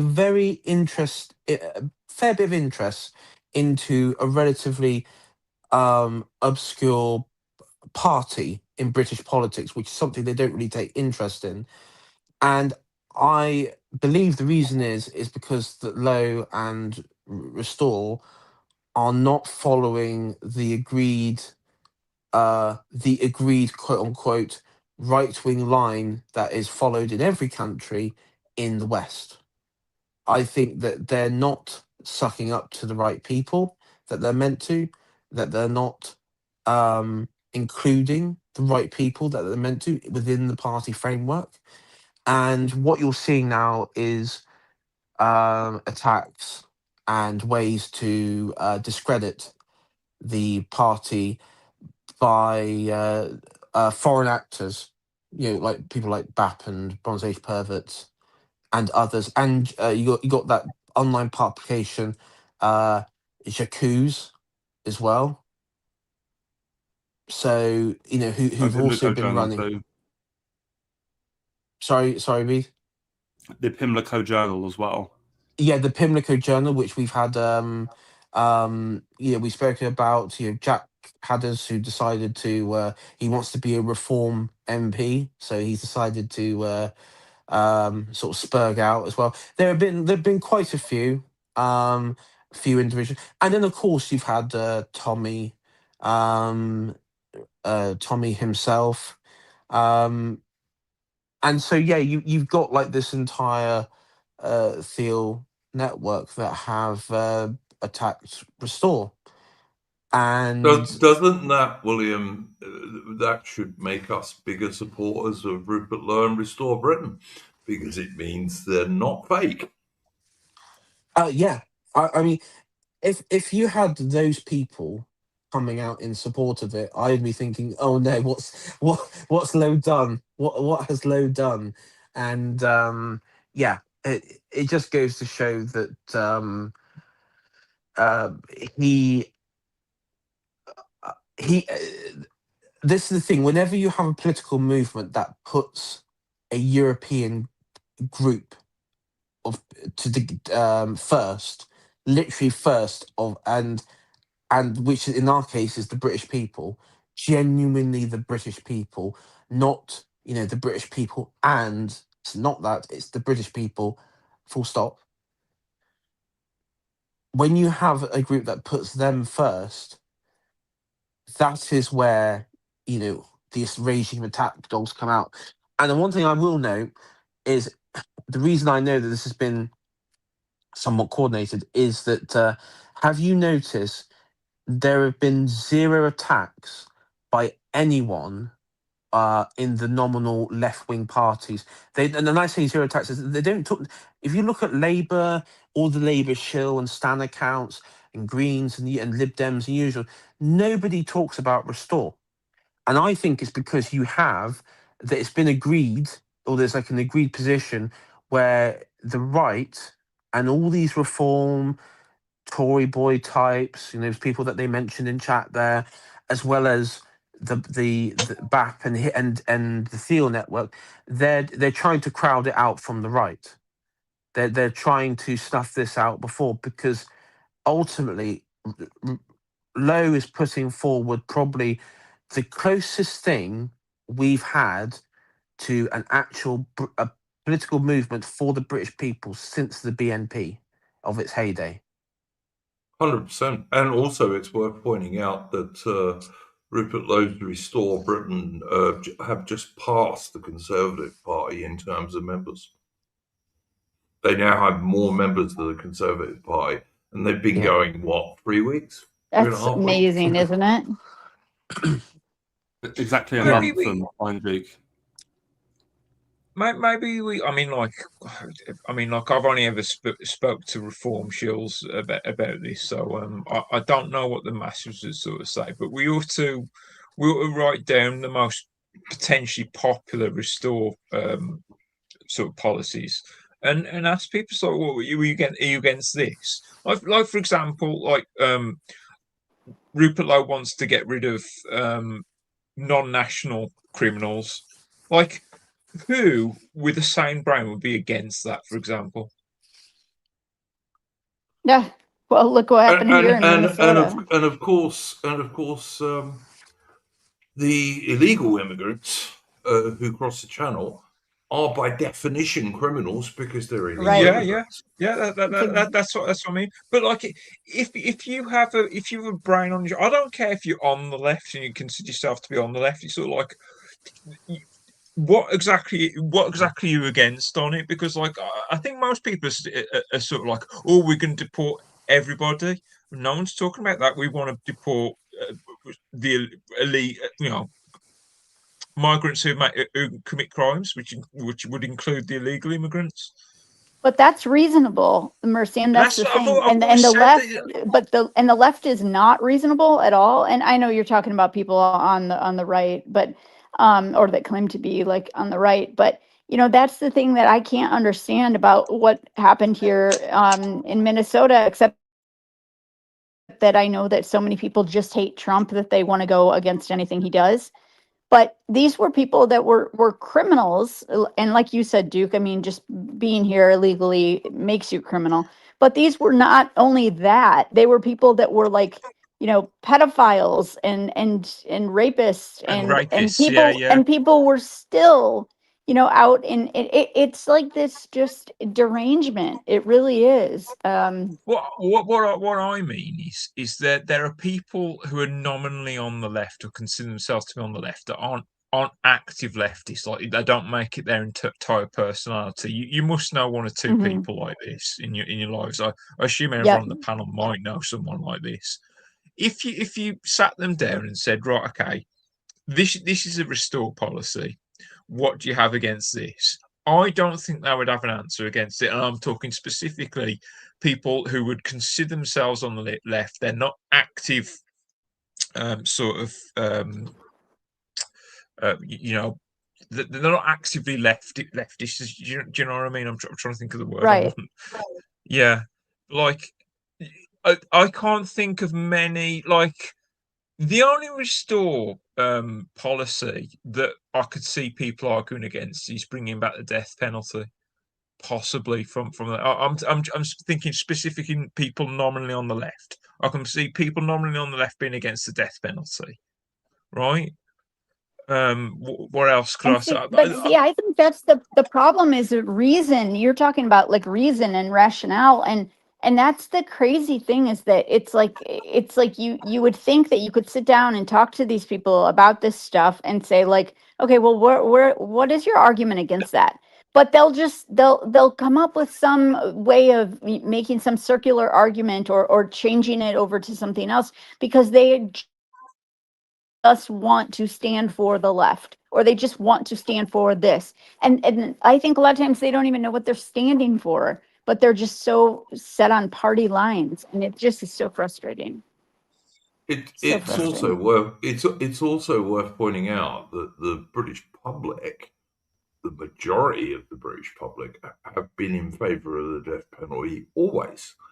It wasn't the British public who got rid of it; it was the House of Commons. When did you guys get rid of that? About 65, I think, about Okay. 1965. But what people forget is that in the later years, when the death penalty was still a thing in Britain, it had to be a pretty nasty murder for someone to actually be executed. Like most normal murderers were not executed even when it was legal.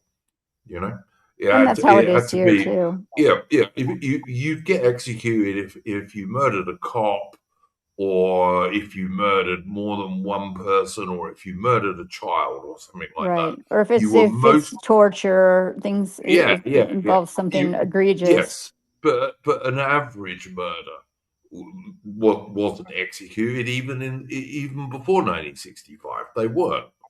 Very rare. So, and as I say, the British public have always been in favour of keeping it and not getting rid of it. And so, if they do bring that back, all they'll be doing is doing what the public like. And all these people who will moan about it are the people that tell us it's so important to be a democracy, except when it's not. Is Rupert Lowe's wanting to bring that back? Did you say? Death Yeah, penalty, Rupert Lowe and The death Restore penalty. Britain want to bring it back. Yeah. Yeah, but only for the worst murders, not Right. for I mean, that's every how it is single here, and killing. I'm a fan. Yep. I think it But should be employed more often. Do you guys have it the same way though that like we do, where it's you sit there then for 20 years in prison with all your appeals, or do you guys no, it no, No, moves through no. faster? it wasn't as long as that. But you It was might sit about there. 2 weeks. It was usually Wow, about 2 weeks. Sometimes 2 weeks? sometimes it was a bit longer than that, William. Yeah, But on Oh my God. on average, it was 2 weeks. You would have maybe they would you would have like lawyers that would petition. What was it? The Home Secretary for clemency.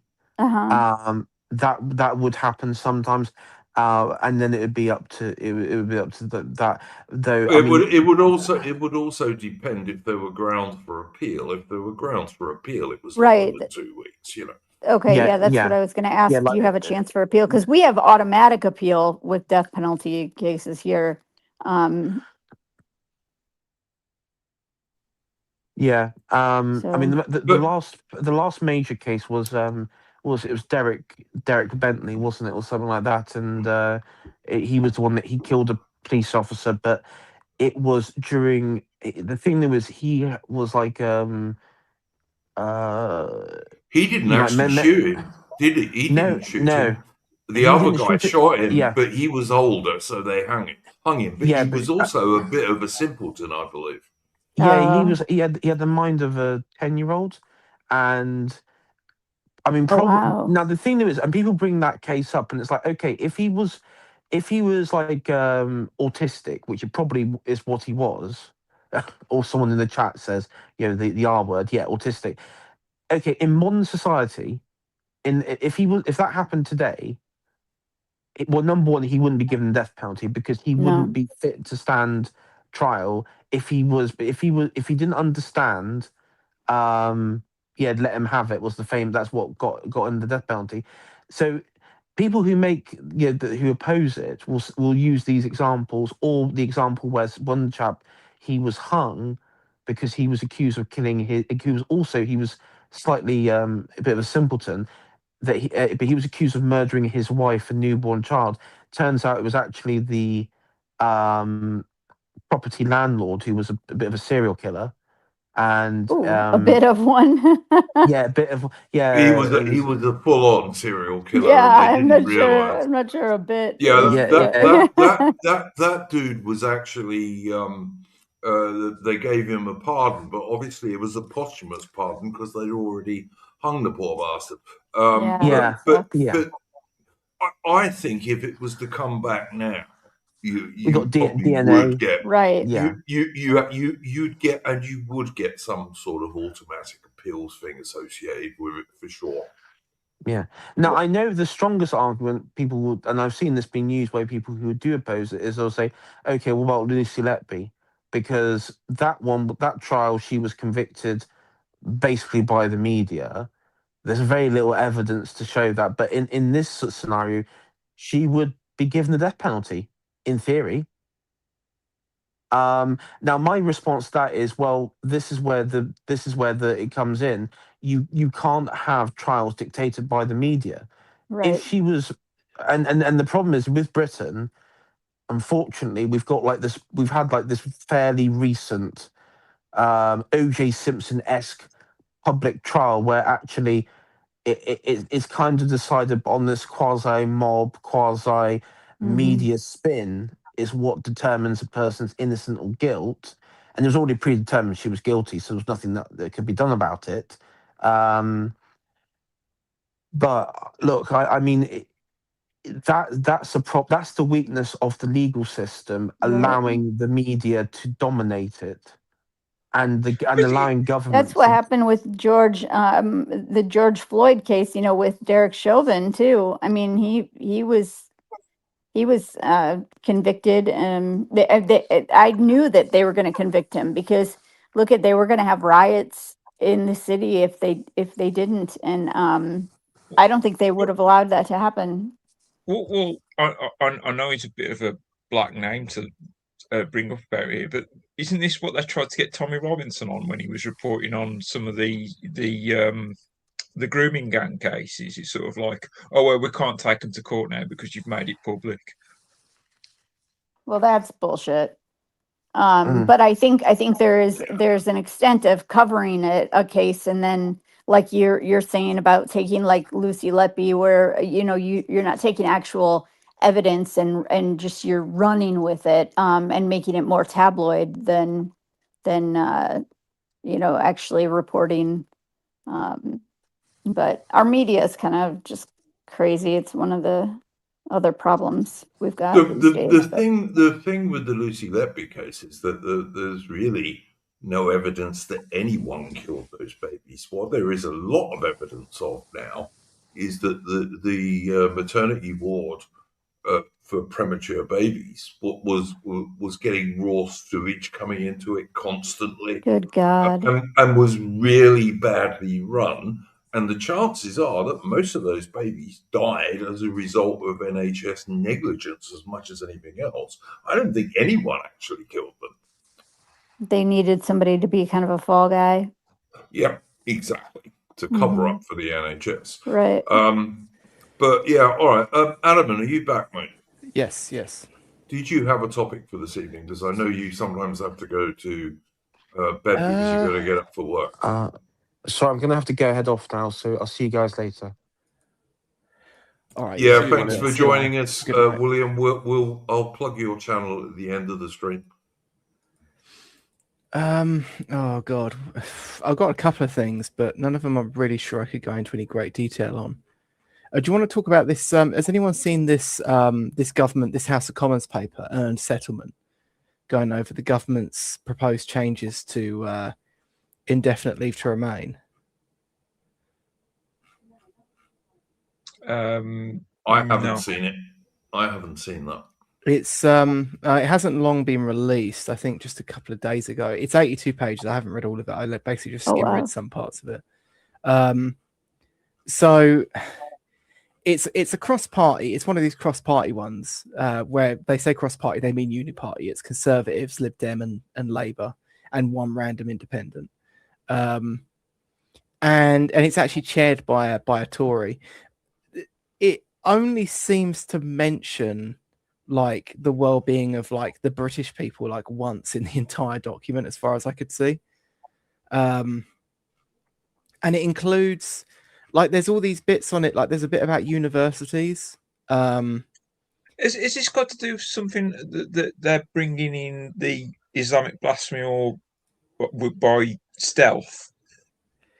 Has that got anything to do with it, or is this something separate? It might actually be in here. I haven't actually looked well enough, but it's because the government wants to change indefinite leave to remain, don't they, and increase it to 10 years rather from 5 currently. Oh wow. Yeah. And good God.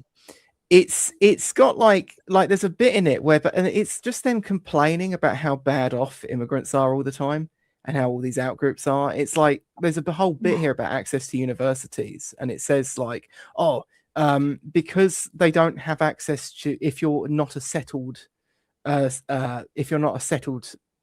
individual, you don't have access to like free like to essentially the same university loans that natives get, which isn't. Oh my God! You guys are paying the taxes into this stuff too. Yeah. And they're not. I don't mean to interrupt on this, but like I went to university 20 years ago. Let me tell you, there weren't, and I went to Wolverhampton University. Let me tell you, there weren't a lot of English people there. And it's gotten worse since then. Exactly. I mean, for example, one of the things that came out this week that lots of people are amazed by, but I actually thought was quite well covered like years back, like during lockdown, is the amount of universities where it's like, the one it mentioned in the article that I saw earlier in the week was like Glasgow, Caledonia. And they were like, oh, it's like a bottom of the barrel, like Scottish university, but it has a campus in Canary Wharf with a capacity for 1,600 students. And there's actually quite a lot of these, a lot of like, there'll be like some random university and it'll be like, Newcastle, whatever, but there'll be like a random London campus that's in Canary Wharf. And of course, it's all foreign students if you go there. And the sites that they have don't have the capacity for the number of places they give out. It's just that they're visa mills, essentially. So it's like a satellite school or something, they say? Like that's the implication. But it's like, obviously they were quite disgruntled that all these London universities were able to operate as giant visa mills, because anyone who wants to come over on a visa but is actually here to work wants to really be in London at least. So all of these like all these universities in like bumfuck nowhere all opened up like Canary Wharf campuses, so they could jump in on this. And yeah, this is basically sitting here. You got this report here, and it's saying, oh, it's really hard up on children. It's going to increase the poverty gap for people that have come into the country. So, well, don't come then. Easy Right. solution. Yeah, I was just going to say, why don't they stay home then? You know? Yeah. Work on their country. Yeah. 82 pages of this of just bleating about how hard up it is and how the government shouldn't do these changes. You know, that's the thing. Like everybody talks about like America, you know, that they don't like them being the world's police, right? But then why do we, our country, your country, why do we have to then in that same like thought process have to be the ones that are the heroes then for everybody? Why do we have to be the ones that, right? Yeah. That have to save everybody and take everybody on. Well, this is one of the things, like, not to go back to the Iran thing right at the beginning of the stream, but there's all these people going like, oh, you know, the problem with Iran, like the people on the right who are going like, oh, the problem with like America destabilizing these places is that Europe then has to pay the price with the refugees. It's like, yeah, I get it, but like we could also just say no. Like ultimately it does come down to domestic policy. You know, that like the lefties like to run around and talk this big game about how it's some sort of like cosmic justice. Like suddenly they all believe in all this woo-woo horse shit. And it's like, no, it's actually just the government having all these NGOs and this entire legal apparatus that just can't help but keep stamping approved on every fucking visa that comes across their desk. Like, you could change that. Like, this isn't something we have to live with. But yeah, there's a whole section where they don't outline... have a country anymore. No. Did I get kicked off? No, you still okay here. Sorry, I had a call come in, but you know, that essentially means that, I mean, it's like we are going toward the one world order, if you will, because we're just we're diluting our country so much. Don't you think? Yeah. And it's kind of I don't know if that's a devious plan that is underlying, or if it's just happening because of what is happening. It's just a result of it. I don't know. It's deliberate. It is definitely. You think so? Yeah. Oh, you think it's so? Yeah. definitely deliberate. Well, Mercian and I were talking today about the left and how, you know, they play the long game, the patient game, right? And they've kind of known what they were going to do, infiltrating our schools and all of that for many years. Like they started off as sort of like they're bringing little things. This is why, I mean, I've always thought so. Because like I studied logic, and you learn about logical fallacies, and the one that I've never thought was a logical fallacy is the slippery slope fallacy. And it's sort of like, I've always gone, how's that a fallacy? Right. It's not a fallacy. It's provably happens every single damn time. Yeah, of course it is. But yeah, there's some real corkers in this report. Maybe people should look it up and read it in their own time. Like there's one here, they're talking about health and social care. And it says, the Home Secretary told us that the Home Office has seen particular issues in relation to some types of work visas, in particular healthcare visas for social care workers, where there was an intention to fill a gap of around 6,000 workplaces, but in fact, 616,000 people arrived. Oh my God. Oh my God. And like no point as well, like we're supposed to believe that at no point when they were writing this stuff up, they're like, we only need to fill 6,000 places. So like it's first come, first serve. After that, you stop approving people. But no, they just kept going for let them all in. Another 610,000 You can come people. in and you can come in and you can come in. And how many of them are now working as Deliveroo drivers or running a vape shop somewhere? Well, you know? This is the thing. When we had the whole Somalian fraud story in America, people were trying to find out if there was something like that here. But in typical British fashion, actually all the immigration fraud thing that happens here is just people selling visas.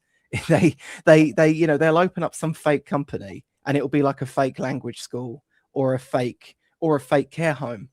And then they'll use the Boris Johnson's job shortages list, and they'll just get loads of visas out there, and then people will pay them to get a visa and entry into the UK under one of these care things. But there's no actual job there, and then they just run off and do Deliveroo or whatever.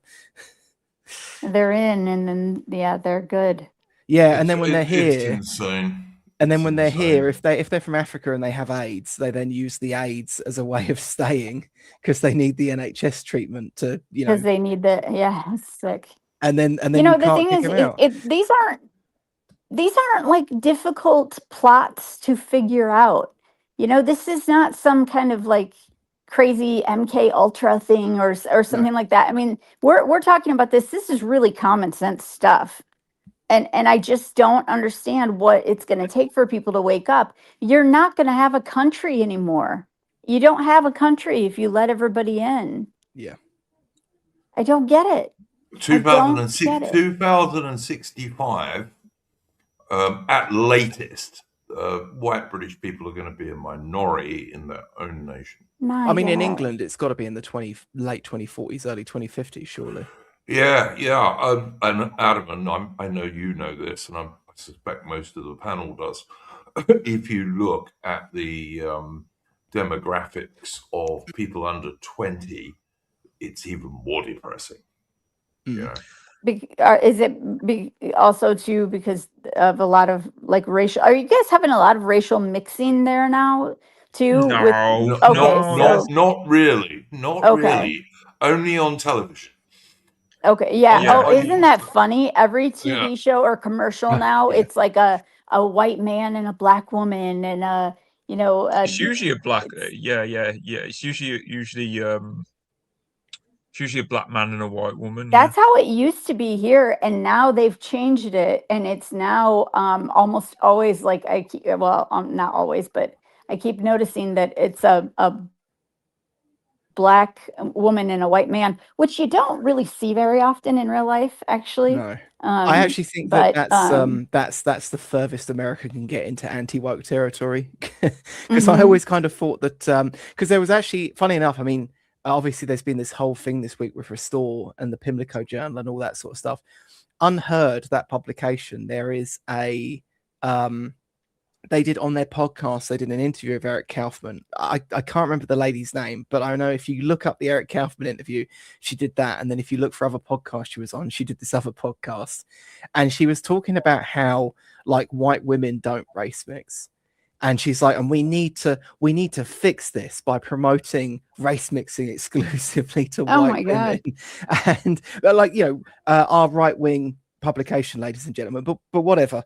Over here though, that's a big problem. And Duke and I have talked about this before, that there are so many, I don't really understand what it is, but there's all these like black guys that have multiple children with multiple women. And I mean, I've known some of these girls that they have these kids with these black guys, and they have like 4 other baby mamas, and I'm just like, what is going on?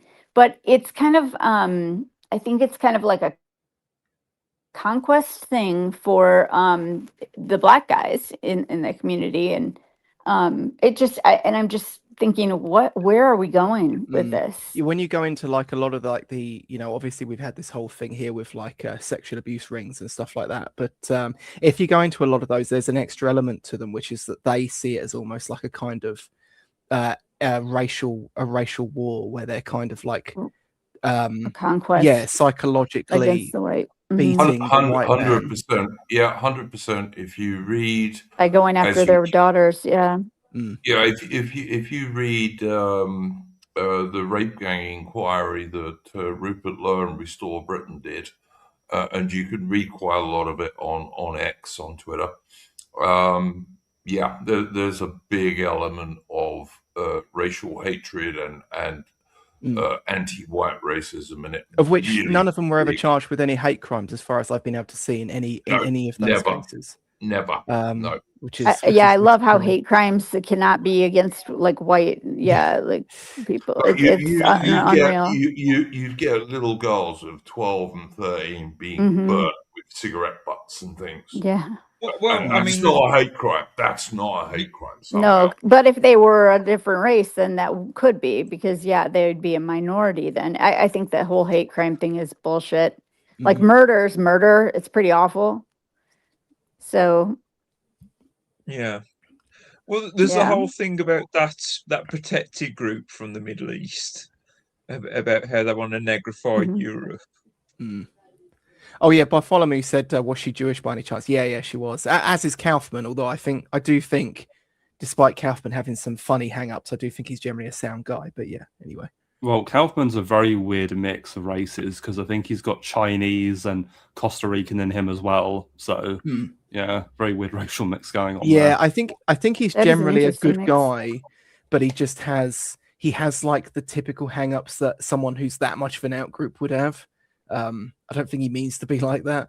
I think it's almost like a reflex for him. But yeah, and it's like, sorry, how did we get onto all this? I had this report up. I can't remember what I was doing. You were talking about the report that the government has with put the out. healthcare and Oh stuff yeah, you were talking I about. can't remember what the next point I was going to bring up from it is though. Yeah, you said you had another one. Yeah, I can't. I can't. Don't know what Well, I've done with it, though. maybe it will come to you. I'm going to move on to Mitch because he hasn't said very much. And if it comes to you, Adam, you could always bring it up. Mitch, did you have a first topic for this evening? I don't know if you can see that screen Yeah, share. I'll stick it up. Yeah. There you go. Yeah. Sargon's been crashing out lately over what he calls Cromwellianism, where basically he's saying, because you got Charlie Downs who says that young people have too much freedom, and I'm like, no, that's not. I mean, after COVID, you can't really say that these days. And it's like, and it's like, you've got, my generation, we just not have enough sex because, well, young women. I mean, I think Dan probably said it best off Lotus Seeds. He said basically video games got better and women got worse, but that's I love Dan. He's always on the money. That's so funny. That is why Dan's my favourite Lotus Eater. Yeah, I like Dan. Alphabet Can in the chat said, "Don't forget Bede." Bede was actually did our first topic this evening about the Iran war, so I haven't forgotten Bede. Yeah, and yeah, you got I mean, yeah, you have him talking about how, oh well, it's not good. He's saying basically people are complaining about him calling it Cromwellism, basically about everyone complaining about it's all gooners or foreigners, and I'm sitting there thinking. It's like when I was looking at Robert Clive, that stream we did like ages ago, like a month or 2 months, however long ago it was. Robert Clive himself was addicted to opium, but like, I mean that's one thing you find in common in a lot of like historical characters is that they are addicted to at least one thing, and that's just so like I don't get this whole idea of we must all be like not only do we have to chuck up the foreigners, but we also have to be massive Puritans. I'm like no. The whole point of Restore Britain is you're restoring Britain to what we used to be, where we're a lot more freedom oriented. It's a matter of, you don't exactly want everyone smoking weed, but it's one of those things where, you just get the state of people's backs when it comes to what decisions they make in terms of. I think Mitch, that people and people on the panel are free to disagree with me if they want to. But I think people on the right, some people on the right, not everybody, tends to overestimate the power of Christianity in modern Britain. Well, it's ironic when I'm an old bugger. Yeah, well, it's I mean, ironic I'm an old bugger, and I remember donkeys years ago when immigration was still relatively small. Britain was not an especially Christian country, even back then. It Yeah, just but wasn't. I'm yeah, sorry. but you're based on Christian values. I mean, Oh no, no, that's no, no. Look, I'm not suggesting that Britain should stop being a Christian nation. I'm not suggesting that for a minute. But right, what I think that some people on the right do is they overestimate the power of Christianity amongst just the general public. I don't think it's that right. big in Because Britain. you're saying they're not as active like in going to church and Yes, stuff like that yes. these days. Okay, Look, so kind of the look, cultural Christian thing, Yeah, like well, what you hang on, said. but yeah. this is exactly what I was about to say. The problem, the kind of problem with the Christian thing is it's like a, if you go for that angle, it's like a needle you need to thread, and Yeah, it's almost too narrow to be worth it. Like, yeah, we are based on heavily, right, a lot more than I think people even realize. Even Richard Dawkins has talked about this recently, that we're like much more heavily based on Christian values than we realize. But also, like, it's like with the culture thing, like, how are you actually going to explain that in any conceivable way to like the voter right. or the common man? It kind of seems, just stand for like the basic moral values that you Hmm. think resonate with British people, and you know, and Right. kind of leave any sort of tradcaf stuff at the door, because it's a, I mean, It's a I could, dangerous thing because yeah, it turns people off, unfortunately. And I'm a Christian, and Mercy and I talked about this today too. That you get a bad name as Christians now because of how crazy people have gone with it and how much they've kind of perverted the message of it. But that is what we're heavily based on. mm. But it's almost like one of those things you don't want to bring up anymore because people think of all the crazies that you hear about. Yeah, and even the same with the I drug stuff, see. like I see why people want to use Christianity as the basis for things like British common law and all because that then they kind don't of have to stuff. talk about ethnicity or race. Yeah, I, And they're and good tenants to I, follow. yeah, Yeah, no, they absolutely are, and I understand why people want to push back against Islam, for example, in Britain, which is a big deal in Britain. For sure. And I see that, but I don't think that going down, and I think this is what Mitch is trying to get at, although I'm sure he'll tell us in a minute. But going down the Cromwellian Puritan route is not the way to do it, in No. my humble well, opinion, anyway. like, I mean, this is a discussion we've had on this stream before. I mean, Woodpet in chat said Western whites all have a libertarian streak running through them. Like, my mother growing up, she had a lot of drug dependency issues, so I'm like aggressively anti-drugs. Like, I want to use the RAF to clear out drug Hmm. dens. um I want to fight a war on drugs the world's never seen before. But Hmm. like, and it's not that I'm saying, oh, my voting base are all potheads, so I can't actually talk about this. Like, you can, but it's just also like there's no appetite for like a ferocious drug war. There is an appetite for maintaining some actual law and order and cleaning up the streets a bit, though, and that's kind of what you've actually got to go on, instead of getting nerdy and autistic about one fucking thing. But yeah, Yeah, I mean, I Mitch, I'm like you. You see, my father was a compulsive gambler, right? And I would absolutely burn down every betting shop in Britain if I had my way. I really would. Hmm. Every single one of Based. them. I would, yeah. probably with the people inside them, to be honest. The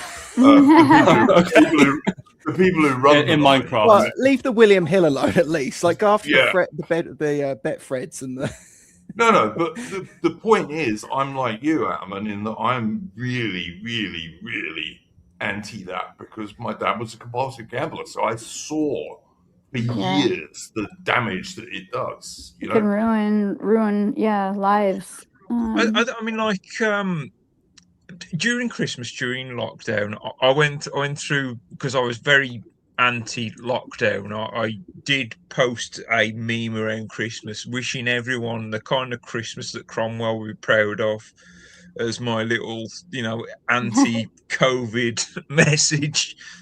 So, and I still mean that as well. I understand the effect that Cromwell has had in this country. It's very important, but you can go too far the other way sometimes. Yeah, balance is what it's all about in life. I mean, in general. Traditional English and British liberties are also a thing, and always have been in Well, I mean, Britain. we talk about the libertarian streak in Englishman, but also there is a little bit of a curtain twitching streak as well, and we do kind of bounce between the two. But yeah,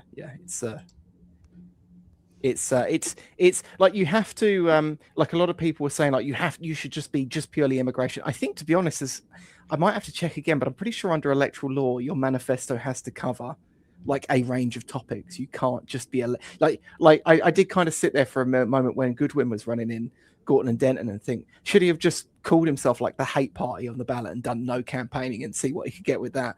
But you do have to, I think, have like X number of topics covered in your Multiple things. manifesto. I tell you, for example, Adam and I wouldn't be against if Restore Britain were to pass a law saying you cannot convert a Christian church into a mosque. I'd fully support that. Oh yeah. I went to say no more new mosques at all. Right.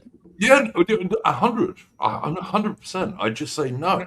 In fact, Yeah, I'd like to start getting rid of them. I don't want these people to be comfortable, Well, the thing is, Duke, especially if they're older churches, especially, wouldn't there be existing legislation under like listed building that you shouldn't tamper with a historic building?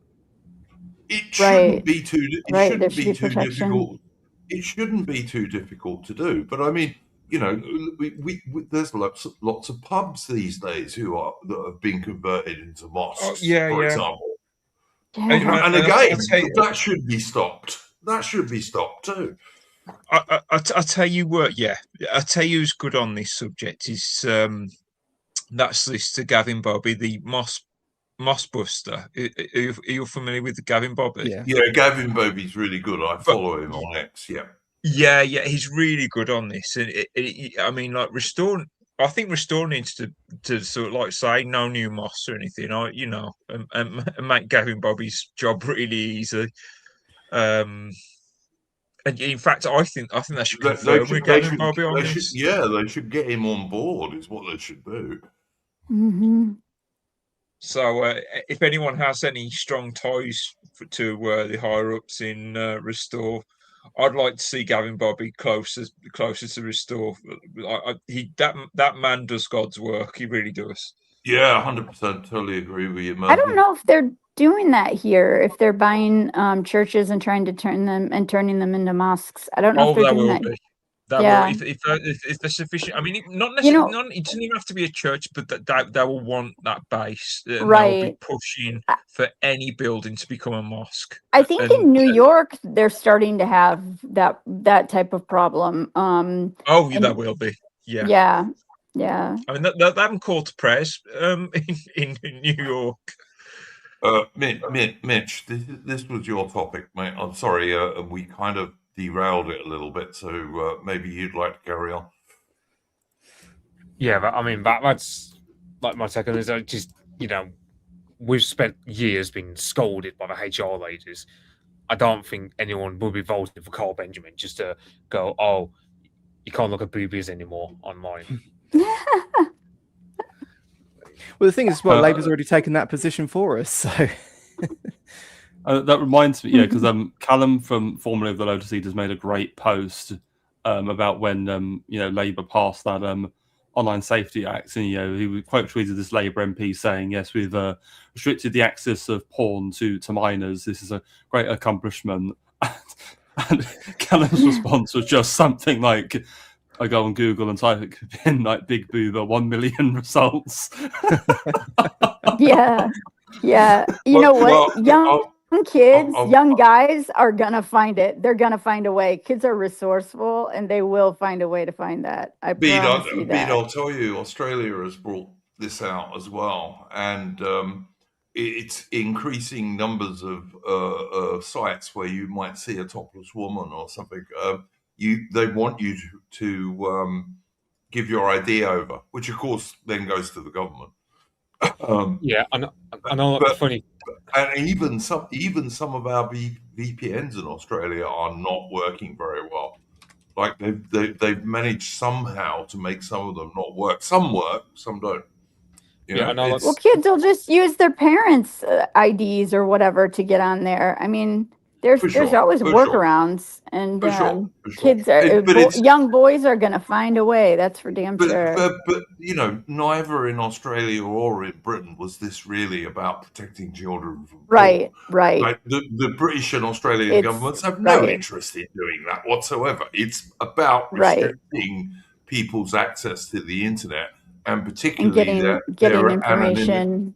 And Yeah. particularly their anonymity. Yeah, absolutely, it is. Hmm. Sorry, Mitch, you still haven't carried on there, mate. I beg your pardon. as I was saying, like, I know, like, the Amish you get in Pennsylvania. One thing they'll do is so if they do work, like, let's say, like fixing electrics or whatever, what they'll do is they don't ask you to pay them in cash. They'll ask you for a SIM card, and with that SIM card, they just use it just to access porn all day, because even like the Amish, super traditional as they're meant to be, even the men will just look at porn. So it's a matter of, like, the idea of Cromwellianism being implemented of it it's a no-go anyway, just on that.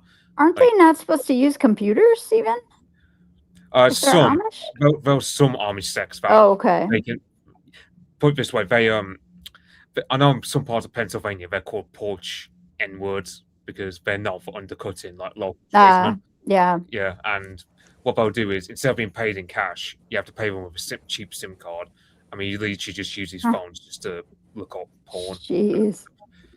because basically they just don't find their own women satisfying enough, to put it bluntly. Very, Just makes me laugh.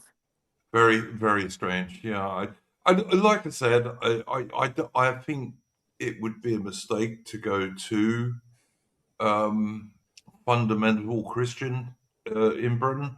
Uh, People forget that the Church of England started losing a lot of its influence during World War One. You know, so even in the 1920s and the 30s, Britain was not really as religious as, say, the South of America used to be, for example. I mean, the Right. South of North America, the South South of the America still is.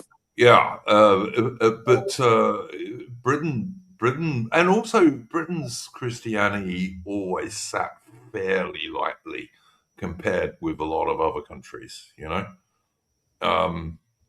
Britain Mhm. was never quite as devout as some places on the continent were, for example. And we got rid of a lot of our uh, we got rid of a lot of our Puritans to America. Right. You To know, America, because I yeah, was just gonna say, I wonder why America became so. But yeah, that was a movement, right, of people. Yeah, and it's folklore that the Puritans were sort of thrown out of England. No, they left because they couldn't be puritanical over here, so they left for pastures where they could be. They So weren't they can thrown come out. over here and this is why burn women at the stake. this is why Cromwell, when Cromwell died, his son wasn't able to take over because people were fed up with like not really being able to celebrate Christmas properly or to have the regular fairs that used to happen all over the country, or to drink on a Sunday, which was the one day off for most ordinary people.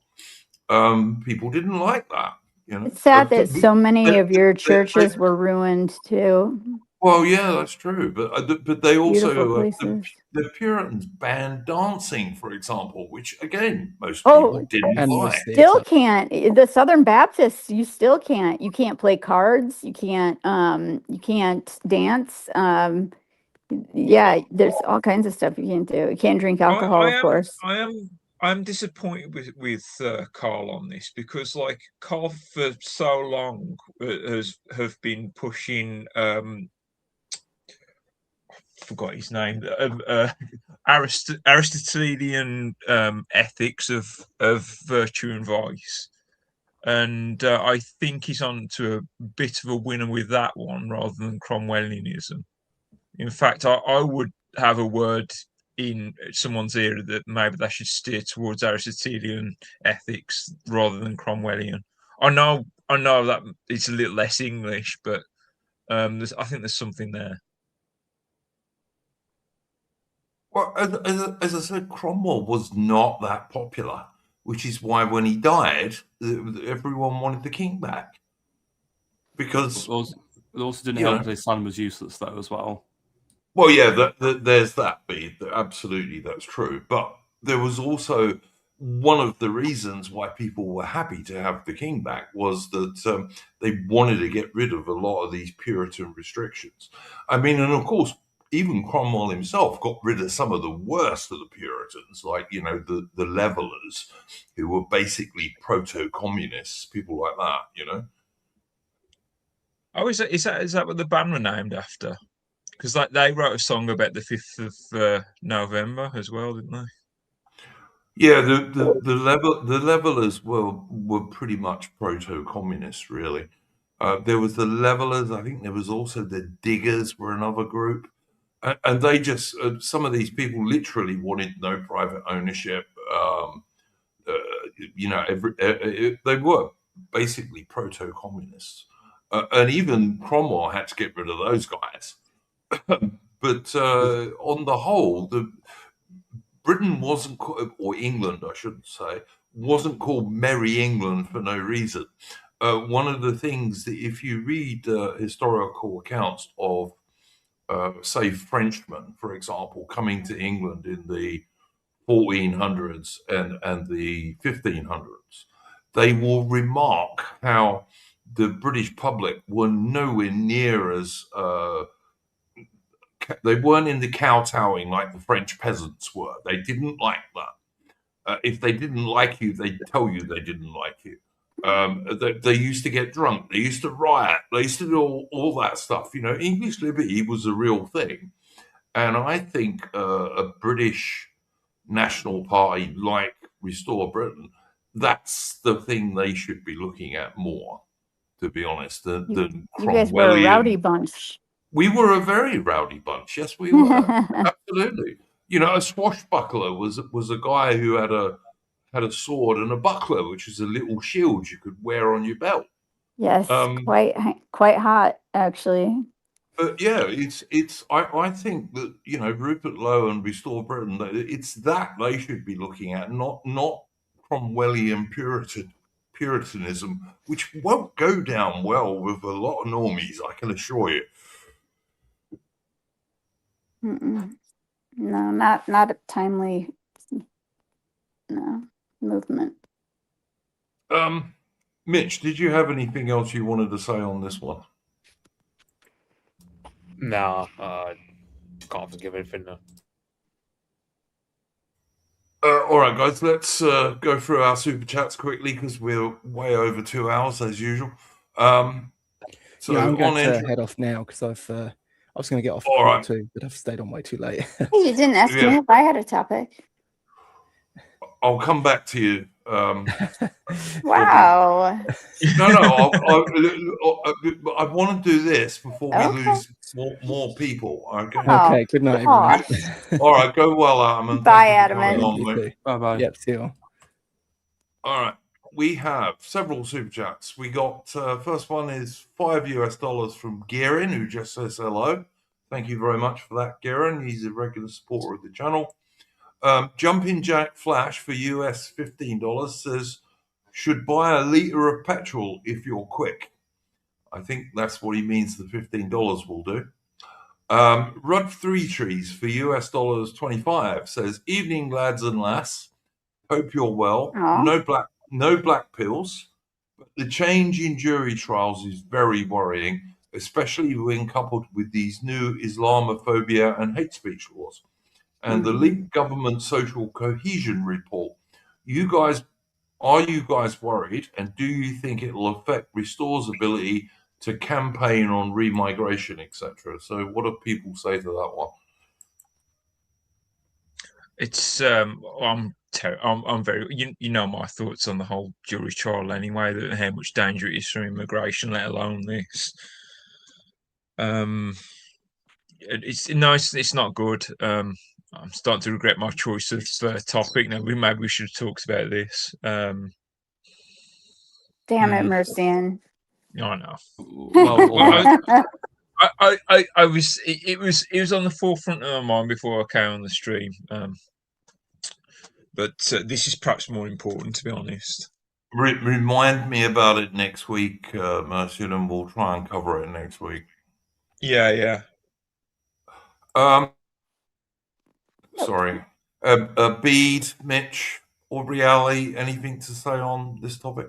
No. all I'll say is quickly is something Apostolic Majesty said is that, well, the thing is, when you live in a diverse society, jury trials become subverted anyway because the diversity vote along and acquit and convict along ethnic lines anyway. So it's this is why you can't have nice things in this situation.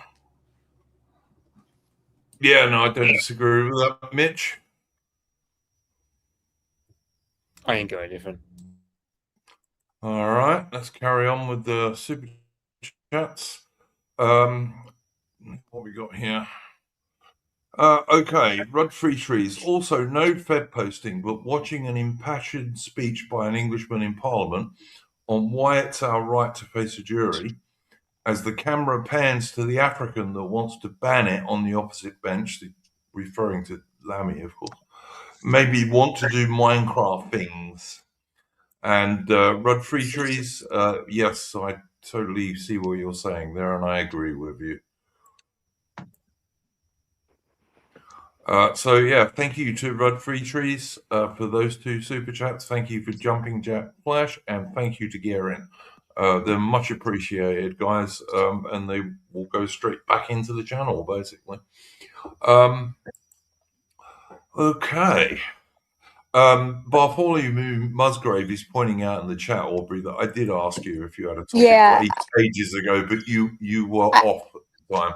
Yeah, I had to leave and then come back in because I couldn't hear what you guys were saying anymore for some reason. No worries. So did you have a topic? And please make it a fairly quick one if you do. Gosh, yes, I do, and it's actually a very quick one.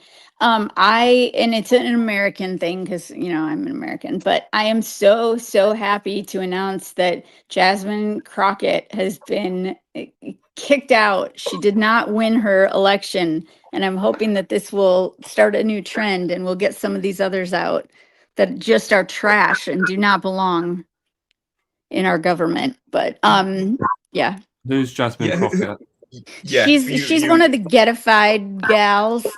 She's actually from St. Louis. Her dad was a judge here, and she came from a very wealthy background, went to one of the best schools, private schools here. And if you see old videos of her, she was very well spoken and eloquent, and then she gets elected to was it Senate or Congress? I think Senate, and she just became this little getified. She's going after her constituents, and she's like an AOC, and that little group of just obnoxious women. So you mean the squad? Yeah, exactly. Like, I was looked her up. She's a Democrat congresswoman for Texas, and right. Yeah. She's living in Texas. Yeah, but she's from my city here, and she's just a nasty woman, and so I'm so glad. And she was not. She thought she was a shoo-in, so it was lovely. But and then today, I guess one of her bodyguards. The story is that shooting a cop. So I don't know what that's all about. Getified.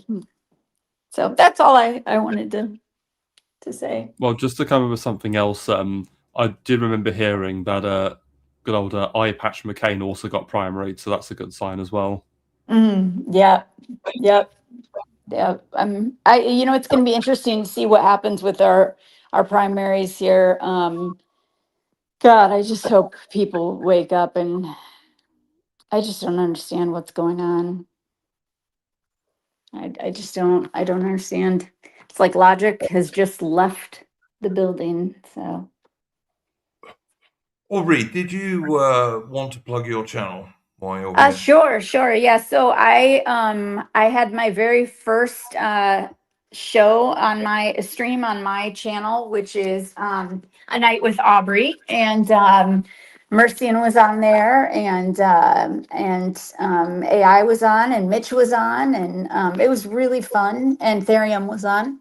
And we're going to do some more episodes coming up, but it's just well, you'll put my channel on there. It's just at Aubreyality, and I did have a little problem that I didn't realize I had two channels, so it was, yeah, it's on both now. So, but yeah, so come and check it out, guys. I'd love to have. I've got like 5 subscribers, so it'd be nice to get a few more. I'll put a link to Aubreyality's channel under the stream later on. I'll just say to Bartholomew Musgrave in the chat, or who's saying Aubrey sounds like she might be a bit racist. You don't know what I'm like. I'm not a bit racist, but anyway. Mercia, No, I'm not racist. I'm not. No, she's a nice girl. Mercia, did you want to plug your channel, mate? Oh yes. If you subscribe to my channel, Mercian, I do a weekly stream at the moment called Anglo Opinions, and we get some very interesting guests, and we just have a chat and a good time. And sometimes we bring up news, or I just let the guests talk about what they want to talk about. It's a nice, free, easy stream. Cool. That's every Tuesday at 8:30 p.m. GMT or BST when it changes back. Sorry, Carol. And there'll be a link to Mercian's channel under the stream later as well. Bede, would you like to plug your channel, sir? Yes, I mostly cover history and other such topics. I did a stream earlier today on Pahlavi Iran, the Demon Khan, the rise of Reza Shah Pahlavi. So if you find that interesting, you can give that a watch. And in a couple of weeks' time, we will resume the Modern Iran series, where we'll delve more into the reign and policies of Reza Shah. And whenever I've got something else, I cover that as well. So. Yeah, Bede's got a really good channel. I would recommend it. Mitch, you've started a channel, and I joined Mitch. Not that I had much to say, but I did join Mitch's for his first stream. Part 1 of Stonewall Jackson. He's doing part 2 next week. Carry on, Mitch. Yeah, so I'm at the moment, like I'm just going to be doing like so Stonewall Jackson on next Thursday at 9 p.m. British time. The week after that, I'll start Nathan Bedford Forrest. I imagine I'll have to split that one into 2 parts, and then after I'm done with Forrest, I'll then do William T. Sherman. Probably will have to do 2 parts for him as well. I don't know for Ulysses S. Grant, I will certainly have to do 2 parts of him. So there's so much ground to cover. So yeah, I did say because Mercy wants to do stream of a Reconquista, and I'll probably do it on my channel. Probably like May time. Look forward to that. Mitch's first stream was really good, I can tell you. Go and check it out. And again, there'll be a link to Mitch's channel under this stream later on. Let me also say William Grenville has an excellent YouTube channel. Do check out William Grenville. Formerly AI Shoatori, and I think formerly he was something else as well, but William Grenville, and you'll find him. And there'll be a link to William Grenville's channel under the stream later on as well. Can I say one more thing? Yeah, thank you for telling me. I will post on YouTube to announce when it is coming up. And my channel is just _ at Aubreyality, or at, wait. No, it's just at Aubreyality. I'm sorry. Yeah, and make sure this time you It's nice and easy.